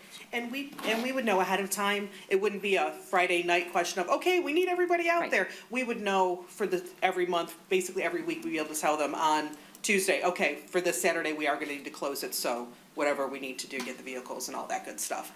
But it would be a moving target, and then I don't want to say for sure, but generally speaking, once produce starts to go out of season, we have less vendors, and then we would not need to do it at all. So I think it's really going to be May through August for sure, and then we'll see how September, October, if it's necessary. Councilmember Salvia. Yeah, so I'll make a motion to approve closing Water Street for the, I'm going to call it the 2026 farmers market season, which runs May through October. Motion by Councilmember Salvia, support by Councilmember Clauser. Discussion? Madam Clerk, the roll, please. Dixon. Yes. Clauser. Yes. Hauser. Yes. King. Yes. Salvia. Yes. Trent. Yes. Thank you. Next is consideration of a request to continue the outdoor dining platform program from May through October 2026. Hi, me again, also not controversial. So we've been doing this since 2020. This was for some of the businesses, they're not on Main Street that have that outdoor dining, and that's something that City Manager Banda manages. This is for the outdoor decks that you'll see on the side streets for businesses that didn't have that opportunity. We produced these decks back in 2020, and then the DDA provides them to the businesses, and then they provide all the furnishings, they decorate them, put the fresh flowers, they look really nice, and they're quite popular in our community. The DDA provides this as a service to those businesses because they think it's an amenity to our visitors. Then we come to council and ask you to basically, we call it renting the spaces. So Finance Department figures out for the number of spaces we have, average use, and then came with a figure which is about $12,000 for us to rent the spaces for the season, which again is another May through October situation. Councilmember King. Motion to approve the outdoor dining platform program from May through October 2026. Motion by Councilmember King. Second. Support by Councilmember Hauser. Discussion. Madam Clerk, the roll, please. Vixen, Yes. Clauser, Yes. Hauser, Yes. King, Yes. Salvia, Yes. Trent. Yes. Thank you. Summer is coming. It is upon us, yes. We wouldn't know it today from the snow. And if I could just for a moment, just to thank Leanne O'Connor, and I'm very proud to call her friend, and thank you for being with us. Thank you. Thank you. Next is consideration to accept a quit claim deed for the portion of Lions Park parcel from the Downtown Development Authority. Mr. City Manager, or Mr. City Attorney. Yes, I'll take it. Thank you. Before you is the requested action to get to the chase is to accept a quit claim deed for a portion of what we know as Lions Park. I won't bore you with all the details. I did put some information in my memo, but it came to understand that it was split owned, and there's a picture of how it's split. The city owned the rectangular portion that includes the bridge, and there was confusion as to actually who owned the other portion. And it was, after a long process, it was determined that the DDA purchased that portion from the Western Knitting Mills back decades ago, but the deed was never recorded. So it still showed as Western Knitting Mills. So long process. When you can't find a deed, there's a process to go through. I went through and prepared an affidavit of lost deed. Fortunately, the Rewolds still had a copy of the closing packet from that transaction. So that's what was attached to that affidavit. And so, long story is, as of right now, the DDA owns the other portion, which was the intended 20-plus years ago. So discussions with the DDA as to now what, because there's programming questions and responsibility of maintenance and so forth. And it was decided by the DDA is that they were more interested in deeding the parcel to the city, which includes the amphitheater area, as you can see from the drawing. And so it'd be unified ownership with the city. Therefore, city would be in charge of any programming, any maintenance, and so forth. So the action, the DDA board approved it last week to authorize the executive director, Trevorrow, to sign the deed and give it to the city. They can't just do that. The city has to approve the acceptance of that. So they did exactly what they wanted to do and felt is a good idea. And so city council wants to take ownership of that other portion of the Lions Park. It's already listed in your master plan as a city park, and so there's issues with that, whether it should or shouldn't have been. But now this is an opportunity for the city to have clear ownership of the entire portion, and obligations that go with that. So the requested action is if the city would like to take ownership of the remainder of that portion, to approve the acceptance of it, and we would then get the deed recorded, and I would submit it and get it recorded with the Oakland County Register of Deeds and get the records cleared up. Thank you. Council? I'll make a motion to approve the quitclaim deed execution by the city manager and transfer the property from the DDA to the city of Rochester. Motion by Councilmember Hauser. Is there support? Support by Councilmember King. Discussion? Councilmember Salvia. So my understanding is if we agree to transfer this, there have been events held in this area, what do we call them? Beats and eats that allowed alcohol. And if this entire parcel were then considered a city park, we could not serve alcohol there.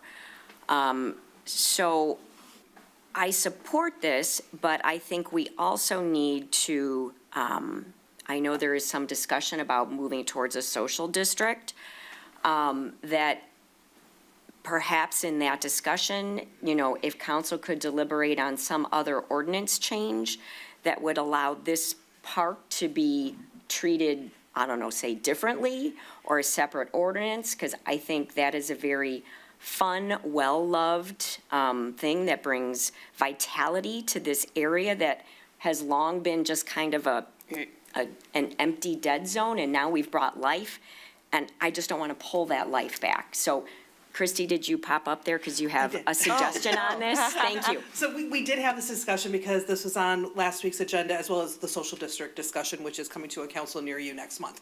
But what we had learned, and George has been doing yeoman's work in getting all the information, is that even if we have a social district, it does not override an existing city ordinance. So you are correct that if you wanted to allow alcohol inside that parcel, you would have to take action to change the city ordinance. Social district would not affect it one way or the other.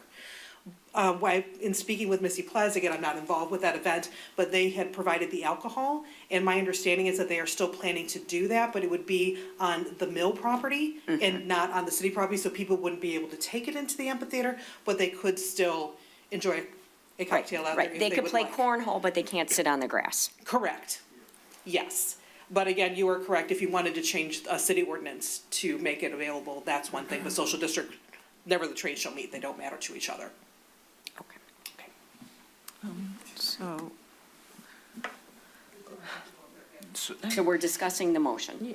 yeah, right. Councilmember Trent. I'm trying to say something about it, Councilmember okay? Trent.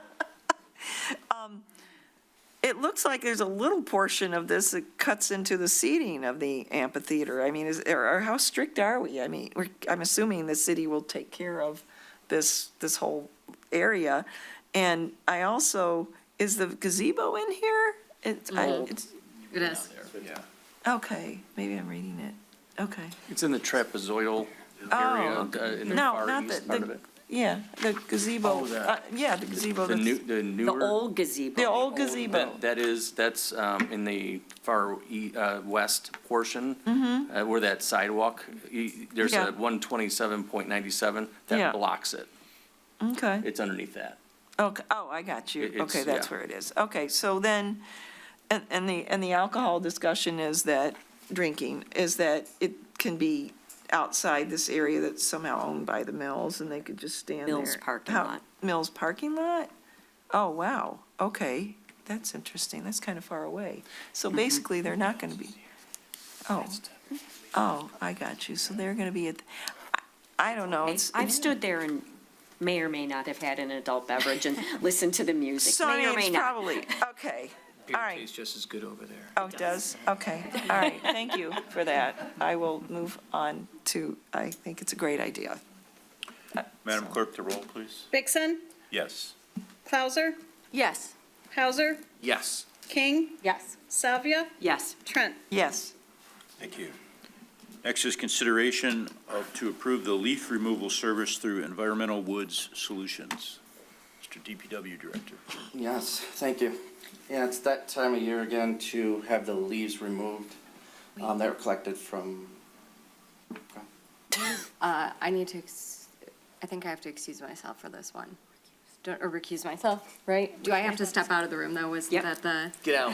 Yep. Do we need to do a motion? I think you need to do a motion. I'll make a motion to recuse. Is there a conflict of interest? Yes. For work? Yes. Okay, I would make a motion to recuse Councilperson King from this consideration due to a conflict of her personal business. You don't leave. You abstain. You just. I abstain? We were Okay. told back in the day, you actually got to leave the room. Told leave. yeah, All right, based on Okay. advice of council, you can stay. Nobody's ever left. Just don't look at him. Yeah. No eye contact. So we have to agree for her not to vote. Correct, you have to agree Abstain. on the abstain. Abstain. So I made the motion.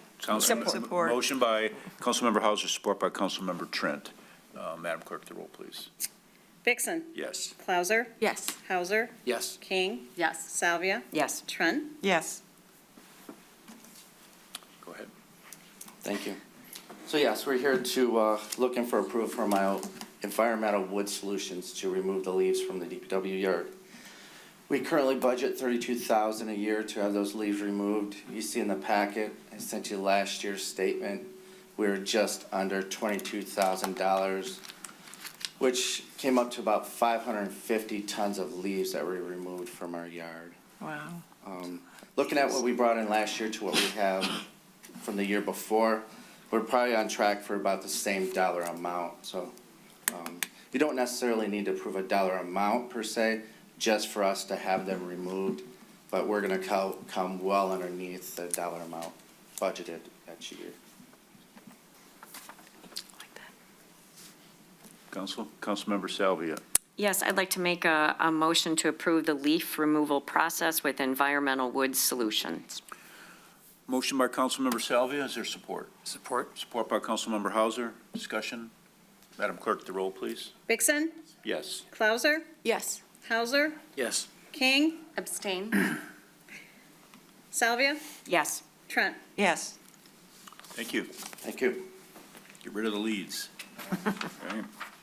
Next is a report from the various boards and commissions. First is a report from the Pink Creek Trailway Commission. Councilmember King. Sorry, just grabbing my notes here. All right, what did we do? So we approved some invoices and bills. We approved a sponsorship by Wagon Wash, a business, I think, in Lake Orion, that's going to be providing the waste bags along the trails.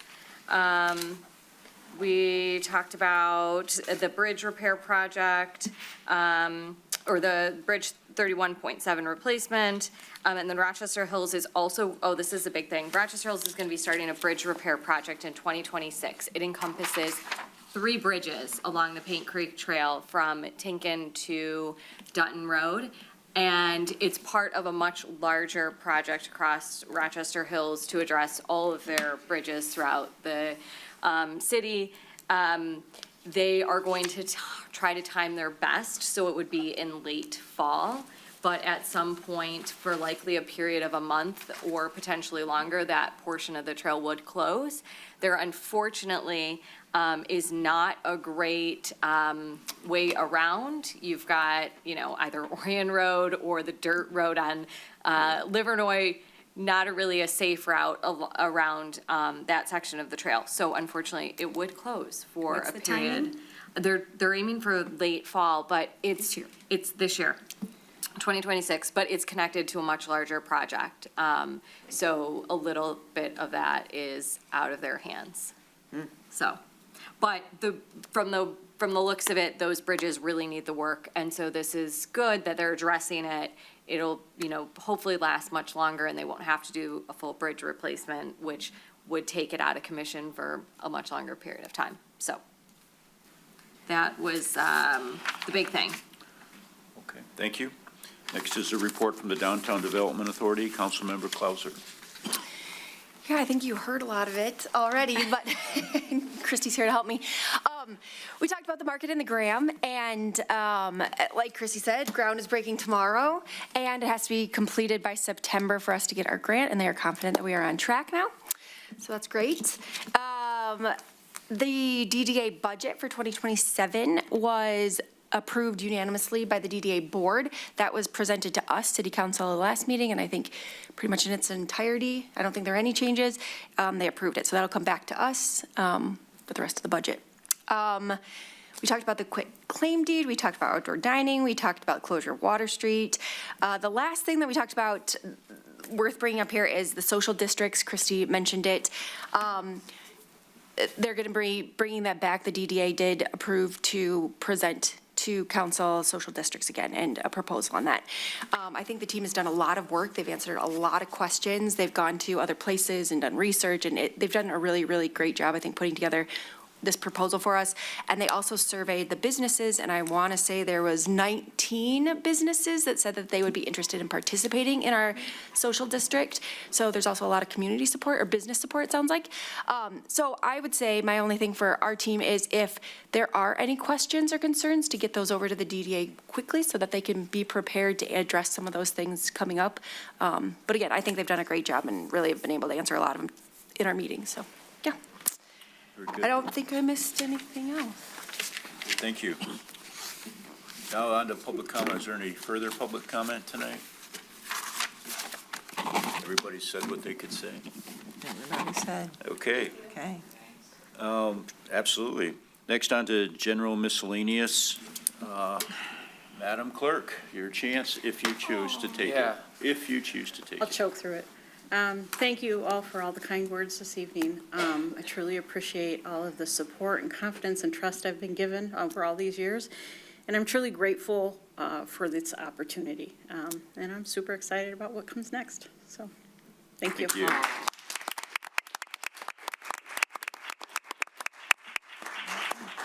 City Manager.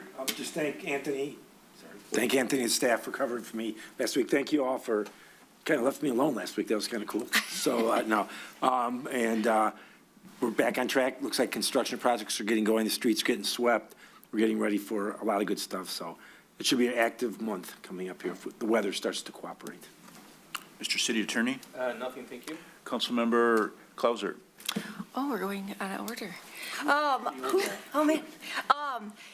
One thing I did forget about the DDA is I want to take a moment to recognize Jenna Odell. She put in her resignation from the DDA. Jenna, we want to thank her for everything she's done for our community, for the DDA. Her work has really helped bring energy and connection to our downtown through events and everything that she's done for us. And so she'll truly be missed, and we wish her all the best. So please pass that along, Christy. But want to make sure you guys were all aware as well. I wondered. I saw the posting and I thought, wonder what's going on. Yeah. Wow. Yeah. Yes. The other thing is I went to the Rochester Area Youth Assistance Youth Recognition event. I think a couple council members did, and the mayor was there. This event honors compassionate students who go above and beyond to help others in our community. It's incredibly inspiring and just a great reminder of the kind of things we want the next generation doing and the kind of kids that we're raising here in Rochester. So thank you to all the volunteers and the local businesses who helped make it such a special night. The other thing was the Founders Day event was this weekend. I had a great time attending the Rochester Founders event with Councilmember Trent. It was a celebration at Van Heusen Farm. It was really special because we really took time to reflect on our community, the beginnings, honoring some of the service members that founded our area in Oakland County. They were Revolutionary War soldiers, and it was just, they also talked about the local cemeteries and who was buried in them, and it was a really great event, and again, just shows how fortunate we are to be in this community. So thank you to everyone who put that on. The Memorial Day Parade reminder, just want to put this on your calendars. It's May 25th, and I believe it starts at 10 a.m. And then Heritage Days, so this is happening again. I won't go into all the details, but put it on your calendar for May 30th and 31st. And also, we are looking for city council members to commit to being in a baseball game with the Grangers. Myself and I think Councilmember Salvia are in, but I'll be reaching out to all of you for commitments. That's it. That's I'll what try. I got. I have played against the Grangers before. Oh, then you need a rematch. And it did not go well. Rochester and Rochester Hills City Council combined against the Grangers, We still lost. and it was a different game, actually. Yeah, it was not good. I think, Christy, again, keep me honest, I think the folks from the fire department, DDA and police are gonna join our team. My understanding is fire and police. I don't know if we have anyone for DPW. Oh, DPW, oh. And city staff. Lots okay. of fun. So we'll do great. That's it. Councilmember King. Yeah, others likely received this, but I received an email from Jim Nash, the Water Resources Commissioner for Oakland County Water Resources. He shared that they had this pilot program we had heard about last year, and it has been expanded to now include our community too. It's called the Rain Smart Rebates Program. It offers rebates to homeowners who install green stormwater infrastructure, including rain gardens, rain barrels, and trees on their property. Depending on the projects, a homeowner can receive up to $2,000 for their efforts. And it's a fantastic program. It's funded by, I believe, the U.S. EPA Great Lakes Restoration Initiative grant. And so it'll help us to protect the Clinton River watershed. And so it's really wonderful. I asked Nick if we could distribute some information. I'm not exactly sure. I think it was maybe going to be posted to the city website. I'll share on my Facebook page. I'm sure Marilyn is posting it. I hope I didn't steal your thunder. No, I'm really glad. excited. I put in a rain garden last year. I'm looking forward to doing some of this. Marilyn, the plant pollinators, it's about that time, right? To Yes, sign up it for your is. plants. Oh, yep. It's time So to- what a wonderful way to take advantage of that and to, help get some assistance to do that, so. All right, thank you. Awesome. Councilmember Salvia? So I'll just give an update from CMCOG. CMCOG had their General Assembly. CMCOG is a membership organization which Rochester is a member of. Typically, membership includes an elected and someone from staff, so it's myself and Nick Schaefer, DPW Director. Nick tried to get there, but he was at Leadership Rochester, so he couldn't make it. Really, a couple significant things that were talked about. They talked, of course, about the state housing legislation, and they, like MML, support the MI Home Bill, the 5660 and 5661 that Representative Tisdale spoke about last meeting. They are taking application for showcase awards. Maybe someday in the future, Rochester could apply for one of those for one of our cool projects. We approved their $21 million budget. They presented an economic development strategy, which included the pillars of great places, regional prosperity, and economic resiliency.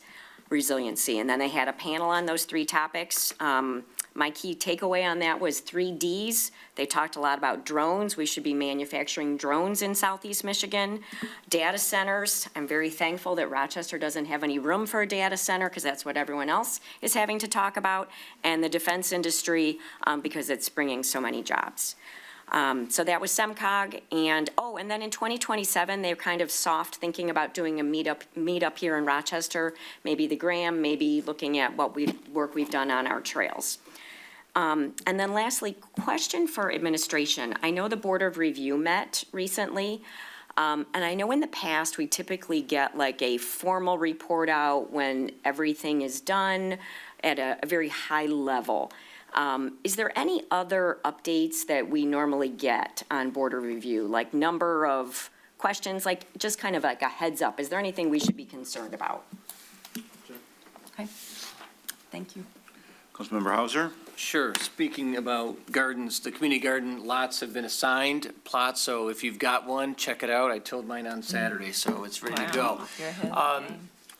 Very quickly, to the people who are here who spoke during the public comment, and I know there's a lot of people have left already, but I've said this before, I wish every meeting had the level of engagement that we saw tonight. It was civil, it was courteous, it was respectful, and we saw differences of opinion shared in a manner that allowed dialogue to be, considered openly and candidly. And so thank you for everyone who came and spoke for public comment. We have meetings second Monday and fourth Monday of every month. So please come to the meetings if something's on your mind. The only way we know is if you come up and tell us, okay? So thank you, and please continue to come to the meetings. That's it. Councilmember Trent? All right, so I will just add a couple of accolades to Founder's Day. The Oakland County historian came, and she did an excellent presentation, starting with the Graham family. Maybe, Christy, you know about her. And this presentation blew me away. It was so good. The Grahams, the Hortons, the Baldwins. And if there's any way it could be, I don't know, talked about at some event that, or have her come and present it. It was wonderful. So that was the Founder's Day at the Calf Barn at Van Heusen Farms. So anyway, on March 10 and 11, the Mayor Jones and I attended the Michigan Municipal League's annual CapCon conference. It's an excellent conference to go to. The Michigan Municipal League does an excellent job on representing local communities, and they're an excellent resource. And so this year, the headline session featured Michigan's gubernatorial candidates. Not all of them came, but it was good to hear them all at once, one after the other. It was Secretary of State Jocelyn Benson, former Attorney General Mike Cox, former Speaker Tom Leonard, Senate Minority Leader Eric Nesbitt, and there was Chris Swenson as well. So beyond the candidate forum, sessions covered a range of practical topics. Local leaders got a crash course in navigating the Michigan legislature, learning both the basics and advanced strategies for making their voices heard in Lansing through Lobbying 2.0 and Lobbying 3.0, which was very interesting because they drove home one of the most powerful messages of the entire conference, which is never stop advocating for your community. Even when funding doesn't come through one project, you can keep the relationship alive with legislators. So Linden, Michigan, so we got to hear from actual case studies. So Linden, Michigan representative said that after failing to receive funds on one project, and they're a little city, they stayed connected, kept pushing, and ultimately secured $4 million for a historic renovation project. So I got a lot out of that besides that. But the lesson was simple but profound. Persistence pays off. So on the community side, leaders from Petoskey and Sterling Heights shared investing in youth engagement through school partnerships and intentional platforms for young voters. And you can be the key to reversing low participation in local government, which we did not see today. It was high participation. So all told, CapCon 2026 sent Michigan, us leaders home better informed, better connected, and better equipped to advocate for their communities. So I was excited. This is my third event I've gone to with the Michigan Municipal League, and I get to meet and talk to other council members and mayors. And that is it. Very good, thank you. I'd just like to echo something Councilmember Hauser said. I appreciate the discussion we had on the flock issue. We see a lot of disagreement in our country, and the way we all conducted ourselves, I thought, was very good. And we vote and we move on. That's how we do it in Rochester, I think. And then we now have a request for a closed session, strategy negotiation of collective bargaining agreement without the. Come back. With an intent to return. With an intent to return. Okay. I'll make a motion to go into closed session for strategy and negotiation of collective bargaining with the intent to return. Motion by Councilmember Salvia. Support. Support by Councilmember Clauser. Madam Clerk. the roll. Hauser. Hauser. Sorry. It thank you. happens. Madam Clerk, the roll, please. Vixen, Yes. Clauser, Yes. Hauser, Yes. King, Yes. Salvia, Yes. Trent. Yes. And we'll take a 5-minute break. I'm in break. Wow, look at you. So sad. I missed the.